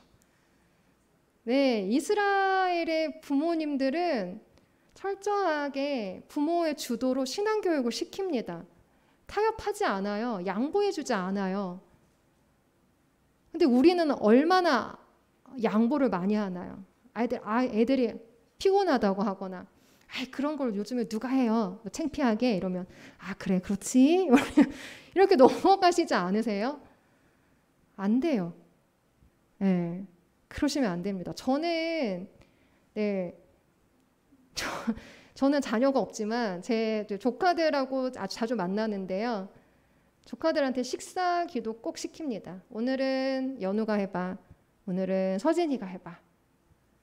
그러면 이제 아이들이 해요. 스스로. 그리고 제가 할 때도 있고요. 돌아가면서 이렇게 기도 교육을 시키거든요. 그래서 신앙 교육에 있어서는 절대 타협과 양보를 하지 않는 민족이 이스라엘 민족입니다. 다른 거 일반적인 수학, 영어 수학, 과학 괜찮아. 못해도 괜찮아. 근데 네가 성경을 몰라? 하나님 말씀을 몰라? 그건 절대 안 돼. 라는 게 이스라엘 부모님들의 모습이에요. 그런데 그것은 하나님이 그렇게 시키셨어요. 부모가 대를 이어서 자녀에게 신앙 교육을 철저하게 시켜라. 말씀 교육을 철저하게 시켜라. 라고 하나님이 끊임없이 당부하신 거세요. 그래서 우리 구세군 교회 우리 성도님들도 절대로 신앙에 있어서는 양보나 타협하지 마시고요. 아주 조기 교육이 아주 중요합니다. 신앙도 조기 교육. 네, 조기 교육. 가회 자꾸 가회시키려고 하지 마세요. 교회에 자꾸 의탁하려고 하시지 마세요. 교회도 당연히 하지만 교회의 역량만 가지고서 이 아이의 신앙이 우뚝 바로 설 수 있다라고 착각하시면 안 되세요. 가정부터 시작하셔야 돼요. 네, 가정부터. 제가 다시 말씀드렸죠. 이스라엘은 가정, 학교, 국가가 삼위일체입니다. 똑같은 교육을 시켜요. 집중적으로 2중, 3중. 네. 그래서 6월절을 저렇게 지내고요. 또 그 다음에 마지막 날이 되면 이스라엘 이 유대인들이요. 지금 보시면 불빛이 이렇게 성벽으로 이렇게 불빛이 쭉 되어 있죠. 저희가 바로 올드시티, 예루살렘 성전이 있었던 성벽 외곽이에요. 저기를 이스라엘 민족들이 한 바퀴 이렇게 쭉 같이 밤에 돕니다. 왜 돌까요? 왜 돌까요? 다시 성전이 세워지길 바라면서 그들이 도는 거예요. 예전처럼 예배가 회복되길 바라면서 성전 안에서 성전이 세워지고 그걸 바라면서 저들이 이렇게 성벽을 침묵하면서 쭉 한 바퀴씩 이렇게 돕니다. 장관이에요. 저 모습도 보면 좀 약간 그들의 어떤 그 간절함이 느껴지는 그런 장면이기도 합니다. 자, 그러면 우리는 더 이상 이제 성전 시대에 구약 시대에 들어졌던 그 번제의 예배는 볼 수가 없는 건가요? 볼 수 있습니다. 하고 있는 이들이 있어요. 저들은 누구냐면 사마리아인들이에요. 사마리아인 유월절. 사마리아인은 누군가요? 사마리아인. 자, 이스라엘 역사 가운데서 이 사마리아인들은 누굴까요? 저들도 유대인이에요. 하나님의 백성이에요. 누굴까요? 북이스라엘 민족들. 자, 잘 들으세요. 역사 공부 살짝 조금 들어갈게요. 제가 구역 전공이라서. 이스라엘이 가나안 땅에 들어가고 난 다음에는 처음부터 왕정 시대를 시작하지 않았어요. 뭘 시작했나요? 사사 시대로 시작했죠. 사사 시대는 12개의 지파별로 어느 정도 독립적으로 때로는 연합하면서 살아가던 그런 시대예요. 그리고 이방의 적들이 들어왔었을 때 하나님이 기름 부으신 특출한 능력이 뛰어난 사사들이 등장해서 이스라엘의 역사를 위기 가운데서 구해냈어요. 그런 시대를 살고 있었는데 그들이 왕정 체제를 요구하게 됩니다. 이제 그 이유는 뭐냐면 블레셋이라는 강력한 나라가 이제 더 이상 이스라엘을 그 블레셋을 막을 수가 없는 거예요. 근데 블레셋을 보고 또 주변에 있는 나라들을 봤더니 왕정 체제인 거예요. 그들이 하나가 돼가지고 왕 밑에서 군사훈련을 막 받고 무기도 막 좋은 거를 쓰고 그런 걸 보니까 이스라엘 민족도 우리도 왕을 주십시오라고 요구를 하게 되죠. 그래서 사무엘 선지자가 왕을 하나님께 허락을 받고 왕을 세우게 됩니다. 그러면서 왕정 시대가 이스라엘 시작이 된 거예요. 첫 번째 왕이 사울 왕, 두 번째 왕이 다윗 왕. 다윗 왕이 아주 걸출한 왕이죠. 다윗 왕이 12개의 지파를 연합시키는데 기가 막힌 이 지혜를 가지고 있었던 사람이에요. 나중에 좀 기회가 되면 설명을 드릴 수 있는데 어쨌든 그래서 12개에 나눠져 있는 이 지파를 아주 하나의 마음으로 하나의 어떤 이 나라로 만드는데 아주 연합을 잘 시켰습니다. 자, 그런데 그의 아들인 누가 왕이 됐나요? 3대 왕은 솔로몬 왕이 됐죠. 근데 우리 솔로몬 왕은 어떻게 평가하시고 싶으세요? 우리 성도님들은? 좋은 왕이다. 훌륭한 왕이다. 지혜로운 왕이다. 또 다른 평가는 하고 싶진 않으신가요? 그의 말년이 어땠을까요? 네, 맞아요. 사실은 어떻게 보면 왕으로서는 좀 실패한 케이스예요. 솔로몬 왕은. 왜냐하면 아버지는 다윗 왕은 12개의 지파를 어떻게든 하나로 연합하려고 하는 노력에 심혈을 기울였다면 솔로몬 왕은 반대였어요. 자신이 속해 있는 유다 지파를 제외하고 나머지를 다 왕따를 시켰어요. 자세히 읽어보시면 열왕기를 읽어보시면 보이실 거예요. 그래서 어떻게 해요? 북쪽 지파들이 불만이 이만큼 쌓였어요. 근데 당신의 아버지 다윗 때문에 우리가 참습니다. 그러면서 솔로몬 왕까지는 버텨줘요. 나머지 지파들이. 그런데 솔로몬 왕이 죽고 난 다음에 그 다음에 그의 아들 누가 왕이 되었나요? 르호보암이 왕이 되었죠. 르호보암 왕 때는 이 북이스라엘의 이 나머지 유다 지파와 베냐민 지파를 제외한 나머지 지파들이 와서 뭐라고 얘기하냐면 당신의 아버지 솔로몬이 우리에게 너무나 많은 세금도 뺏어가고 일꾼들도 뺏어가고 그리고 우리를 차별했으니까 당신은 조금 우리를 편하게 해주면 안 됩니까? 그 노역에서 조금만 감해주면 안 됩니까? 라고 얘기했더니 르호보암이 생각해 볼게요 라고 하더니만 3일 뒤에 와서 뭐라고 얘기냐면 아니 나는 우리 아버지보다 더 센 정갈채찍으로 당신들을 힘들게 할 겁니다 라고 얘기하니까 거기서 북이스라엘 10개의 지파가 이제 우리는 못합니다 그래서 나갔어요. 그러면서 여로보암을 중심으로 해서 10개의 지파가 독립을 했죠. 그러면서 분열 왕국이 된 거예요. 그래서 남유다, 그 다음에 북이스라엘, 그렇죠? 그러면 이 사마리아인들이 그럼 누구냐? 바로 이 북이스라엘의 민족이에요.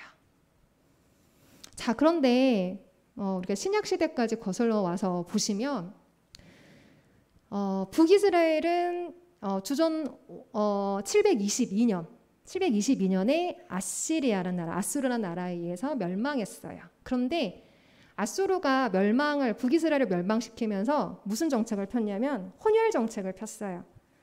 아시리아에 있는 사람을 북이스라엘로 데려오고요. 또 북이스라엘 사람을 아시아로 데려가고요. 그리고 혼혈 결혼을 이방인들과의 결혼을 계속해서 장려했어요. 버텼어야 됐는데 북이스라엘이 버티지 못했어요. 그래서 어떻게 하냐면 그냥 이방인들과 똑같이 살아가게 된 거예요. 그리고 결혼도 하고 그러다 보니까 순수한 이 북이스라엘의 정통성을 이어갈 수 있는 또 혈통을 이어갈 수 있는 사람들이 거의 없어진 그런 상황이 된 거죠. 그래서 한마디로 잃어버린 10개의 지파라는 이제 그런 별명으로 불려지는 나라가 북이스라엘 민족이었어요. 근데 남유다는 그 북이스라엘보다 한 100년 뒤에 멸망했거든요. 주전 587년에 바벨론에 멸망했는데 바벨론도 마시리아만큼은 굉장히 강력한 탄압 정책을 폈어요. 남유다에게도. 그런데도 불구하고 남유다는 버텼어요. 끝까지 버텼어요. 우리는 너희 못 따라가. 너희들이 원하는 대로 할 수 없어. 라고 하면서 버텨면서 순수한 혈통을 굉장히 강조를 하기 시작하거든요. 그때부터. 그래서 이방인과 결혼한 것에 대해서도 예언자들이 막 뭐라고 하죠. 그리고 느헤미야도 막 뭐라고 하고 그 얘기는 뭐냐면 너희가 하나님의 백성으로서 살아가려면 혈통을 지켜야지 족보를 지켜야지 하면서 강조하면서 남유다가 버티면서 신약시대까지 온 거예요. 그래서 예수님 당시 때 이 사마리아인들을 보면 유대인들이 어떻게 했나요? 경멸하고 무시하고 싫어했죠. 죄인이라고 칭하면서. 왜 그랬냐면 너희는 지키지 못했잖아. 우리는 지켰잖아. 그 구조가 생긴 거예요. 그런데 이러한 남유다도 이제 로마 시대에 가게 되면서 로마의 통치에 의해서 계속 로마의 반기를 들다가 예루살렘의 성전에 못 오게 되고 예루살렘에서 쫓겨나게 되면서 그들이 전 주변 지역으로 흩어지게 됐어요. 그런데 이 사마리아인들 그렇게 멸시받고 그렇게 같은 민족으로 여겨지지 않던 사마리아인들은 끝까지 남아 있었어요. 이스라엘 땅에. 그러면서 저들이 지금 어디에 살고 있냐면 그리심산에 살고 있어요. 이스라엘의 그리심산. 그리심산에 살고 있고 사마리아인의 그 오경을 북이스라엘 전통성을 가지고 있는 그 오경을 그들이 읽고 있고 그들의 성경으로 가지고 있고 그 다음에 6월절이 되면 그 진짜 구약에서처럼 어린 양 1년 된 어린 양을 가져다가 번제 희생제의 제사를 저렇게 드립니다. 지금 뭔 것 같으세요? 지금 사마리아인들이 많지는 않아요. 자신들은 결코 순복하지 않은 아시리아와 이방 문화에 순복하지 않은 우리는 순수한 사마리아인들, 북이스라엘 혈통이다라고 하면서 저 그림선 살고 있는데 한 500~600명 정도 돼요. 그런데 저들이 그 혈통을 지키기 위해서 본인들끼리만 결혼을 하다 보니까 본인 민족들끼리만 그래서 좀 약간 유전적인 병증들이 많이 나타나기도 합니다. 그렇지만 어떻게 보면 세상에서 가장 적은 또 소수 민족이기도 하죠. 예, 그럼에도 불구하고 저들이 어쨌든 자신들의 그 구약의 전통성을 지키면서 저 6월절이 되게 되면 각 가정에서 양 한 마리씩 1년 된 양 한 마리 제일 좋은 양들을 가져다가 저렇게 율법대로 레위기에 나와 있는 대로 양의 이제 뭐 내장도 제거하고요, 가죽도 벗기고요, 그 다음에 각도 말씀대로 뜨라는 대로 뜨고요. 저렇게 저대로 지금 행하고 실천하고 있는 모습을 저희가 볼 수 있어요. 그래서 이 사마리아인의 원력은 또 유대인들의 원력하고 좀 다르거든요. 약간 한 달 뒤에 이루어져요. 그래서 4월 거의 말쯤 돼야 사마리아인들이 6월절을 갈 수가 있는데 그러니까 저때 되면 사마리아인들이 6월절이 되게 되면 전 세계에 있는 관광객들이 다 옵니다. 구약의 이 희생제를 볼 수 있다라는 것을. 그래서 사마리아 유대인들이 저렇게 하는 거를 볼 수 있어요. 요거는 C채널 그 CTS에서 한 건데요. 소리가 잘 안 나오네요. 사마리아인의 달력으로 네. 6월절이 되게 되면은 네. 이 그린심산으로 이렇게 몰려오고 네. 벌써 그린심산에서 이 양을 잡고 행사를 하는 장소는 정말 전 세계에 많은 사람들 또 이곳은 유대인들이잖아요. 네. 그래서 이 팔레스타인 지역에 있기 때문에 네. 이스라엘 군들이 삼엄하게 안전하게 보호를 하면서 행사가 벌어지는데 네. 바로 이분이 이제 이 사마리아인의 대제사장입니다. 아, 대제사장, 사마리아인을 대표하는 대제사장이 예. 지금 걸어오고 이분들이 입장을 하고 있고 네. 행사장으로 입장을 하는 거예요. 네. 그 다음에 이제 이 행사장에는 이미 수많은 이 외신 기자들 네. 또 때마침 이곳에 마치 온 그 순례객들 네. 특히 이 흰 옷을 입은 사람들이 사마리아인들이고요. 네. 자, 오늘의 네. 이제 어린 양들입니다. 네, 그렇군요. 이게 또 어린 양이어야 된대요. 1년 된. 네. 그래서 성경에 나와 있는 말씀 그대로. 예. 네. 가족 대로 잡기 때문에 이날 한 4, 50마리가 잡혀나갑니다. 아, 그렇군요. 예. 아까 사마리아 달력으로라고 하셨는데 그 유대인들이 지키는 6월절과 사마리아인들이 좀 더 지키는 달라요. 아, 다르군요. 그러니까 유대인들보다 보통 한 달 후에 네. 이렇게 있고요. 또 윤년이 끼게 되면 이제 거의 같은 시기에 이루어지기도 하고. 네. 자, 이제 거의 클라이막스가 오고 이제 네. 모든 그 사마리아 유대인들의 그런 그 원로들이 이제 본격적으로 기도를 하고 네. 이게 이제 그 출애굽기에 있는 기도문을 읽는 거예요. 그래서 이 바로에 대항해서 10가지 재앙을 내리고 네. 또 그 밤에 이제 어떻게 했는지 그 다음에 제가 이제 여쭤봤어요. 이 기도문입니다. 아, 이게 히브리어가 또 아니고 사마리아 이 히브리어가 따로 있습니다. 아, 사마리아 히브리어. 예, 그 사마리아 이제 오경이라 그러는데 네. 이렇게 해서 이제 아우 정말 설레요. 이게 정말 네. 이 구약의 그 이 양 잡는 6월절을 우리가 성전에서나 볼 수 있었던 것인데 네, 그러네요. 이 사마리아 유대인들 인해서 오늘날까지 그다음에 이제 감람나무 이게 장작이죠. 아. 아까 이제 불에 구워 네. 먹으라 했을 때에 이제 미리부터 이제 불을 피우는 거예요. 그래서 이 양을 잡기 전에 몇 시간 전에 이미 양을 장작을 지펴서 불을 수출 만들고 네. 자 이분이 대제사장이 네. 이제 클라이막스 기도를 합니다. 아, 그렇군요. 어린 양의 죽음으로 그 피가 이제 우리의 죽음의 신 우리를 넘어가고 이렇게 해서 이 기도문을 읽고 네. 막 아우성을 치면서 네. 정말 도처에서 쉽게 말하면 사륙이죠. 예. 이 사마리아인의 어린 아이들까지 자연스럽게 보는 걸 보면 저들에게는 최고의 이제 그 행사고 대신 우리에게는 아주 끔찍하지만 인내심으로 이렇게 어린 양이 죽듯이 예수님이 우리를 위해서 죽으셨구나.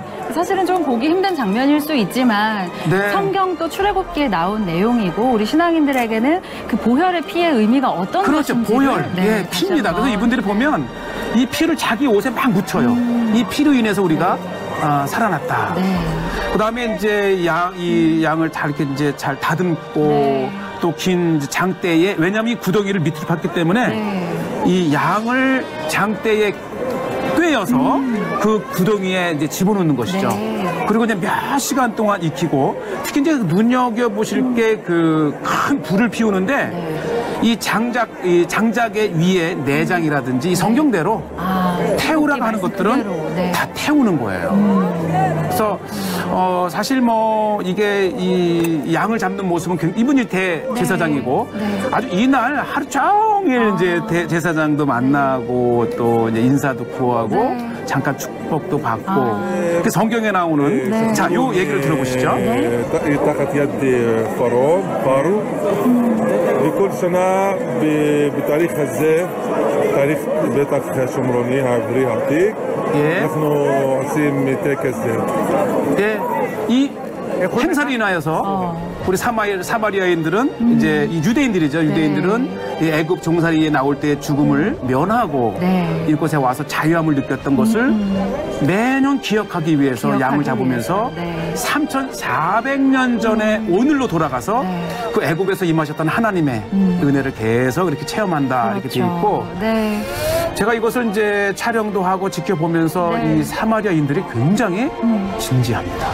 그러네요. 그리고 이렇게 해질 때까지 계속 이어지네요. 그렇죠. 이게 밤에 이제 고기를 구워 먹어야 되기 때문에 요것이 이제 쓴 나물과 아까 말씀하신 무교병입니다. 무교병.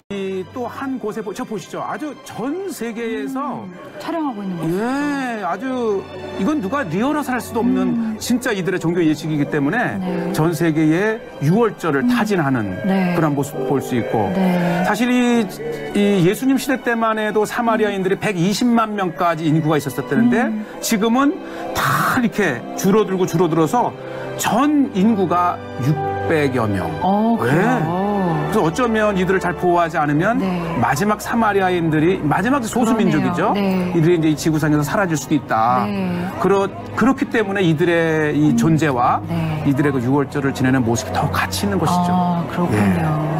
그다음에 이제 이렇게 다듬는 것을 자세히 보면 이 다리가 있잖아요. 네. 요건 대제사장만이 먹는 거래요. 아, 다리를. 예, 그리고 일반 유대인들은 못 먹기 때문에 저걸 자릅니다. 그래서 이 제사장이 먹을 양과 일반 이들이 말하면 평민이 먹을 양을 네. 쉽게 네. 구분할 수 있죠. 다리가 없으면 그렇군요. 일반. 그런 일반인들이 먹고 예. 여기 보면은 어른들도 있지만 어린아이들도 참 많고 그렇죠. 이게 일종의 축제와도 같은 그런 분위기도 있는 것 같아요. 우리 같으면 저 이렇게 도살하는 장면에 아이들 놀랄까봐.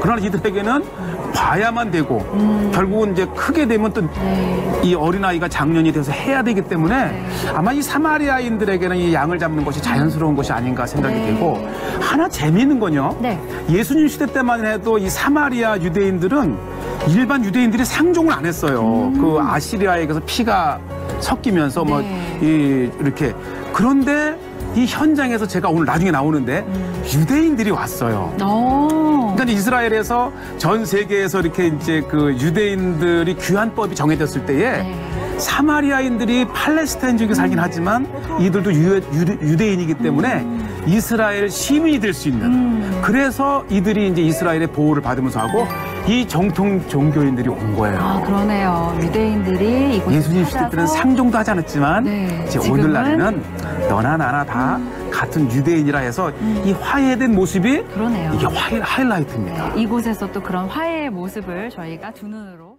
여기까지. 네. 원래 조금 더 길거든요. 한 30분 분량인데 제가 조금 장면을 좀 편집을 해가지고 왔어요. 근데 조금 이해가 되어지시죠? 아직도 저렇게 그 구약의 예식을 거행하고 있는 사마리아 유대인들도 있다. 현재. 그리고 예수님 당시 분열 왕국 이후에 멸망하고 난 다음에 천대시 받던 사마리아인들이 이제는 지금은 오늘날에 와서는 서로 함께 화해하고 하나의 어떤 서로를 도와주고 연합하는 그런 하나의 유대 이스라엘이 되어 있는 모습도 저희가 살펴볼 수 있는 거는 되게 특별한 의미인 것 같습니다. 네. 그래서 저렇게 6월절 그러니까 이렇게 그 기안에서 디아스포라 유대에서 살고 있었던 이스라엘 민족이 기안에서 이스라엘의 1900년대 초중반에 들어와서 살고 있는 그런 유대인들과 유대인들의 6월절을 보내는 모습 그리고 그곳에서 팔레스타인 그 그리심산 그 지역에서 또 계속해서 머무르고 있었던 사마리아 유대인들의 6월절을 절기를 지키는 모습을 저희가 조금 볼 수 있었습니다. 그 다음에 77절 맥추절이라고 하죠. 또 저희 기독교 종교로는 오순절에 해당하죠. 이 77절은 5월 또는 6월에 진행이 되어집니다. 이때는 보리 추수 절기이고요. 6월절이 지나고 50일 뒤에 지켜지는 절기예요. 구약 성경에 출애굽기 또 레위기 민수기 신명기에도 계속해서 등장하는 절기입니다. 이렇게 유대인들이 농사를 짓는 유대인들 이렇게 종교인들 이렇게 77절을 보내고 있어요. 근데 이 77절은 뭐라고 하고 있냐면 신명기 16장 19절에서 12절 말씀을 보게 되면 이 절기 때는 남종, 여종, 레위인, 나그네, 고아, 과부와 함께 즐길 것을 명령하고 있습니다. 다시 얘기하면 사회적인 약자들을 돌보는 절기로 너희가 지켜라 라고 하나님께서 특별하게 말씀하신 절기예요. 그래서 이때는 이 이방인들을 또 초대를 합니다. 네, 초대를 해서 같이 축제의 절기로 우리 이방인들은 뭘까요? 나그네잖아요. 나그네에 속하거든요. 구약의 어떤 그 사회적 약자의 카테고리 안에서는. 그래서 절 이렇게 초대해서 함께 축제를 벌이는, 네, 사회적 약자를 좀 돌보고 생각해보는 그런 절기로, 네, 보내고 있는 것이, 네, 7절 맥추절이다라고 말씀을 드릴 수 있습니다. 저는 이제 구세군 교회 우리 김군수 목사님, 구산교회 김군수 목사님 만나 뵈면서 구세군 교회 성도님들이 얼마나 훌륭한 일들을 하고 계시는지 너무 많이 들었어요. 그래서 제가 들을 때마다 감동이었어요. 어떻게 하면 정말 그 사랑의 실천이 필요하고 위급한 곳에 이렇게 출동을 하실까? 깜짝 놀랐거든요. 저도, 네, 장로교, 네, 통합 측 교회 목회자로 있지만 사실을 그렇게 막 교회가 이웃 돌보고 이러는 것에 노력은 하고 있지만 이렇게 실질적으로 진짜 뭐 총각을 다투는 그런 곳에 가서 투입돼서 일하고 계신다는 얘기를 들으면서 이게 살아있는 기독교 정신이구나. 네, 진짜, 네, 정말로요. 그래서 우리 구세군 부산교회 성도님들께 사회적 얄짤을 돌보라, 이거를 말씀을 드리지 않아도 돼요. 사실은 이미 하고 실천하고 계시니까 실천하고 계신 거 더 열심히 실천하셔서, 네, 이 기독교를 더 바르게 세워가 주시기를 제가 간곡하게, 네, 부탁을 드립니다. 저도 열심히 저도 제가 있는 곳에서 사회적 약자를 돌보는 일에 애쓰고 힘쓰겠습니다. 네, 조금 이제 필요하실 때 됐죠. 이제 마지막으로 사실 이제 요거를 좀 가지고 온 거는 신명기 6장 4절에서 9절 말씀인데 저희 같이 한번 읽어볼까요? 시작. 이스라엘아 들으라, 우리 하나님 여호와는 오직 유일한 여호와시니 너는 마음을 다하고 뜻을 다하고 힘을 다하여 내 하나님 여호와를 사랑하라. 오늘 내가 내게 명하는 이 말씀을 너는 마음에 새기고 내 자녀에게 부지런히 가르치며 집에 앉았을 때이든지 길에 갈 때이든지 누워 있을 때이든지 일어날 때이든지 이 말씀을 강론할 것이며 너는 또 그것을 내 손목에 메어 기호를 삼으며 내 미간에 붙여 표로 삼고 또 내 집 문설주와 바깥 문에 기록할지니라. 아멘. 제가 이 말씀을 가지고 온 이유는 우리 구세군 부산교회 성도님들도 이제 다음 세대를 키우셔야 되잖아요. 이스라엘의 부모들이 어떻게 자녀들에게 하나님의 말씀을 지키는 것을 가장 우선순위로 하고 있는지 간단하게 설명드리고 이제 마치려고 합니다. 보시게 되면 여기 지금 검은색 옷을 입고 있죠. 그리고 이렇게 천을 하나 이렇게 두르고 있어요. 기도천이거든요. 그리고 이마에 보게 되면 뭔가 이렇게 상자를 매달고 있습니다. 그 팔도 보시게 되면 뭔가 상자가 이렇게 달려 있어요. 아까 우리가 방금 읽은 신명기 말씀에 보게 되면은 너의 여기 미간에 내 손목에 기호를 붙이고 표를 붙이라고 말씀하고 계시잖아요. 그러니까 여기에 손목과 미간에 하나님의 말씀을 넣은 상자를 종교인들이 가지고 하고 다녀요. 저렇게.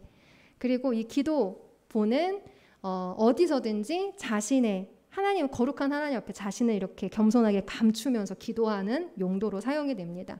그리고 기도보에 4개의 이렇게 술이 달려 있어요. 지금 보이시나요? 저기 아기에게도 술이 이렇게 달린 거 보이시죠? 기도보에. 네, 저 술은 4개의 옷술은 신명기 22장에 나오는 말씀에 너희는 너희가 입은 겉옷 4기에 술을 달아라 라는 그 술을 만들지니라 라는 말씀인데요. 그 술에 가지고 있는 의미는 너희 하나님 여호와는 오직 한 분 하나님이시다 라는 의미를 담고 있는 메시지예요. 저게 술을 매듭을 짓는 방법이 있어요. 근데 히브리어 언어는 언어에 숫자 개념도 들어가 있거든요. 언어 자음 하나에. 그러면 그 자음대로 매듭을 숫자대로 이렇게 매듭을 지으면 자음이 글자가 완성이 되면서 그게 바로 뭐가 되냐면 하나님은 오직 한 분 하나님이시다라는 글자가 저 4개의 수를 꼬우면서 숫자로 언어가 되면서 만들어지는 겁니다. 그래서 굉장히 모든 것이 다 뭐냐면 하나님은 한 분밖에 없다. 너는 하나님의 자녀다. 너는 하나님의 백성이다라는 걸 온몸으로 다 감싸고 다니고 있는 거예요. 그리고 아까 보면 문의 문설주에 뭘 하라고 되어 있나요? 보게 되면은 뭐라고 하고 있나요? 문설주에다가 기호를 삼으라라고 말씀을 하고 있죠. 문에 기록해라라고 말씀하고 있는데 저렇게 이스라엘 집에 들어가시면 저런 기둥 같은 게 작은 막대기 스틱 같은 게 보이실 거예요. 그럼 유대인들이 들어갈 때마다 기도하고 들어가고 저 만지면서 기도하고 들어가고요. 나올 때도 만지면서 기도하고 나옵니다. 저기에 저걸 매주자라고 해요. 매주자라고 하는데요. 저기에는 신명기 6장 4절 9절의 말씀이 담겨 있어요. 또 신명기 11장 13절에서 21절의 말씀이 담겨 있어요. 그러니까 즉 뭐냐면 그 문설주에다가 말씀을 새겨라라는 것을 붙이라라고 되어 있는 그 말씀을 저기 안에다 집어넣어놔요. 그러면서 나가면서 하나님은 오직 하나님 한 분 하나님이시다. 그런 걸 외치면서 그들이 계속해서 들어가고 나가는 때에도 하나님을 기억하는 것이 이스라엘의 민족이고요. 아이들한테도 그것을 꼭 교육을 시킵니다. 그리고 이 미간에 있는 상자, 팔목에 있는 상자를 트필린이라고 해요. 또는 테팔린이라고도 하고요. 저거는 뭐냐면 4가지 성구가 들어가요. 저기 안에 4가지 성구가 들어가는데 출애굽기 13장 말씀, 예굽에서 해방된 것을 잊지 말아라 라는 말씀, 출애굽기 13장 11절 16절 말씀도 들어가요. 애굽에서 해방된 것을 후손들에게 가르쳐라 라는 말씀, 그 말씀 종이들이 양피지에 적힌 양피지의 말씀 성구가 저기 조그마한 상자 안에 들어가는 거예요. 그리고 신명기 6장 4절에서 9절 저희가 방금 읽은 그 말씀, 하나님은 한 분이다라는 것, 그다음에 신명기 11장 13절에서 21절 말씀, 말씀을 너희가 지키면 복이고 지키지 않으면 심판이다라는 그 말씀이 저 이마에, 팔에 다 새겨져 있습니다. 저 안에 들어가 있는 거예요. 자, 그러면서 뭘 생각할까요? 내 미간을 보고 내 팔을 볼 때마다 뭐가 자연스럽게 생각날까요? 하나님의 말씀이 자연스럽게 생각나는 거예요. 우리 아이들한테 저렇게 하고 다니게 할 수는 없지만 그죠? 이스라엘이니까 저게 가능하고 난 유대 민족이고 선민이니까 가능하지만 청소년 애들이 저렇게 하고 다니거든요. 우리 애들한테 저렇게 할 수 없잖아요. 그럼 애들이 얼마나 이렇게 독특하게 보이겠어요. 근데 유대인들은 그 독특하게 보이는 거를 지향해요. 우리는 거룩한 백성이라는 것을 자신감 있게 당당하게 드러내는 민족입니다. 그렇지만 적어도 우리 아이들한테 꼭 전해야 되는 신앙의 메시지들, 부모님이 꼭 전하고 싶은 메시지들 아이들한테 항상 전해주셨으면 좋겠어요. 지겹지 않겠어요? 들어가면서도 말씀하고 나오면서도 말씀하고 심지어 몸에 막 다 붙이고 다녀요. 말씀을. 근데 저거를 감사하게 생각해요. 행복하게 생각해요. 아이들이. 자기의 정체성이 분명해지는 거예요.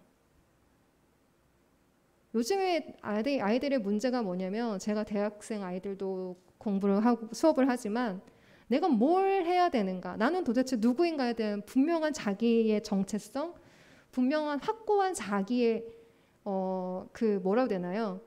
가치관, 모토가 없는 게 문제예요. 우리 아이들도 그런 아이들로 키우고 싶으세요? 아니잖아요. 우리는 너무나 분명한 정체성을 이미 가지고 있어요. 가지고 있다고요. 근데 그걸 너무 교육을 안 시키세요. 말씀을 안 해주세요. 애들이 너 수학 점수가 더 중요해, 영어 점수가 더 중요해, 그게 아니라 너가 어떻게 하나님 사람으로 살아야 될지, 나는 너가 이런 사람이 되었으면 좋겠어.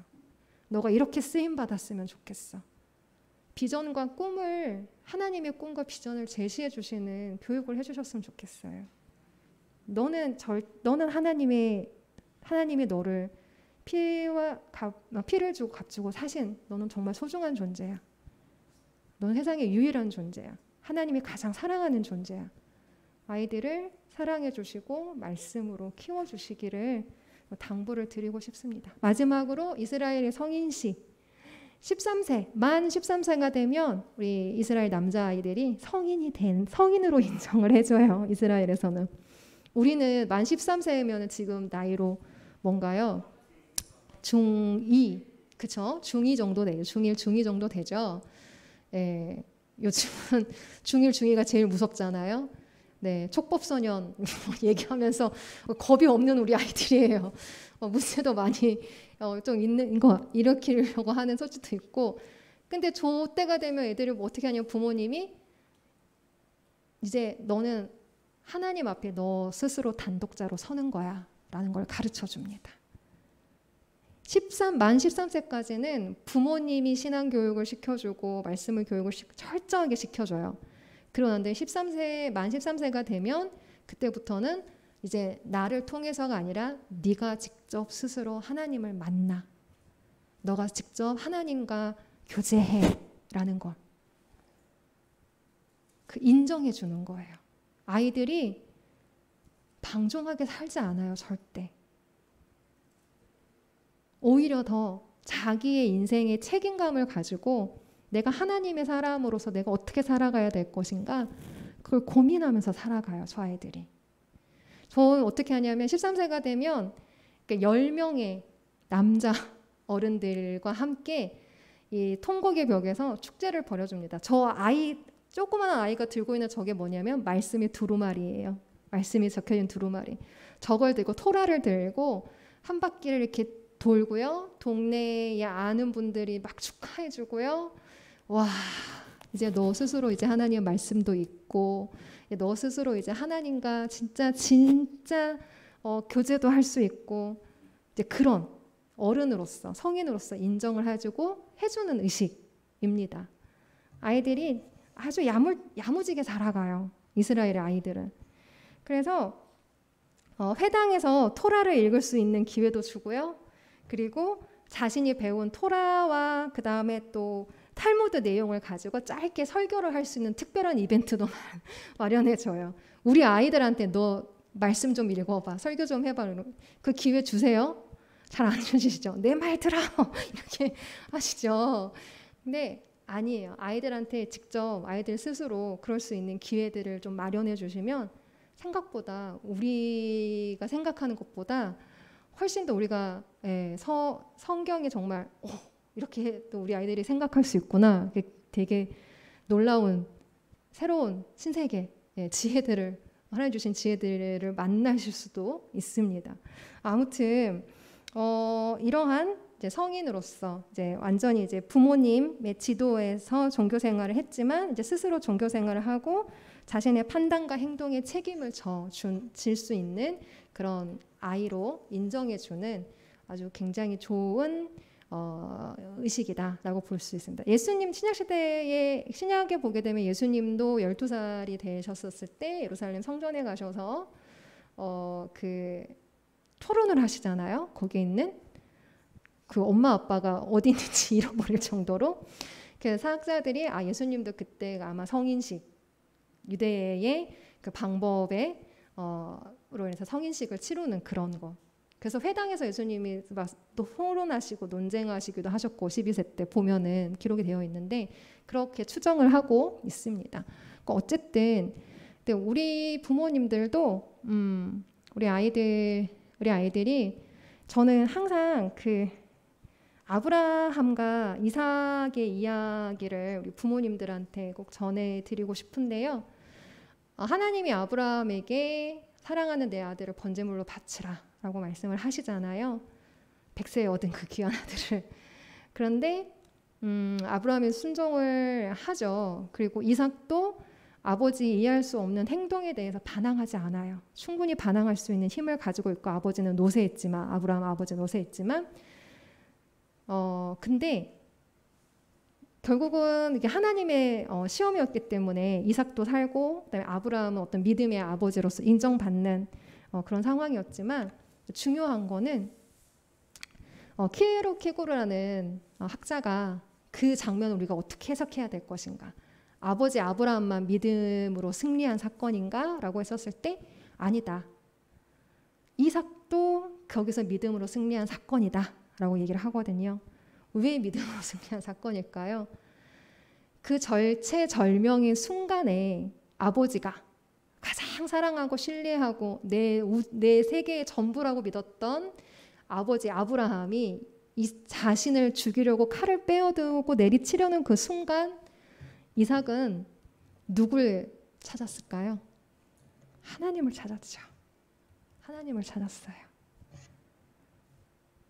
아브라함도 믿음으로 승리한 사건이지만 이삭도 그 순간 내 부모, 내 전부였던 아버지가 아니라 진짜 참된 내 아버지를 만난 순간, 하나님을 만난 순간, 그래서 모두가 다 믿음으로 승리한 사건이다라고 그것을 해석하면서 저는 동의해요.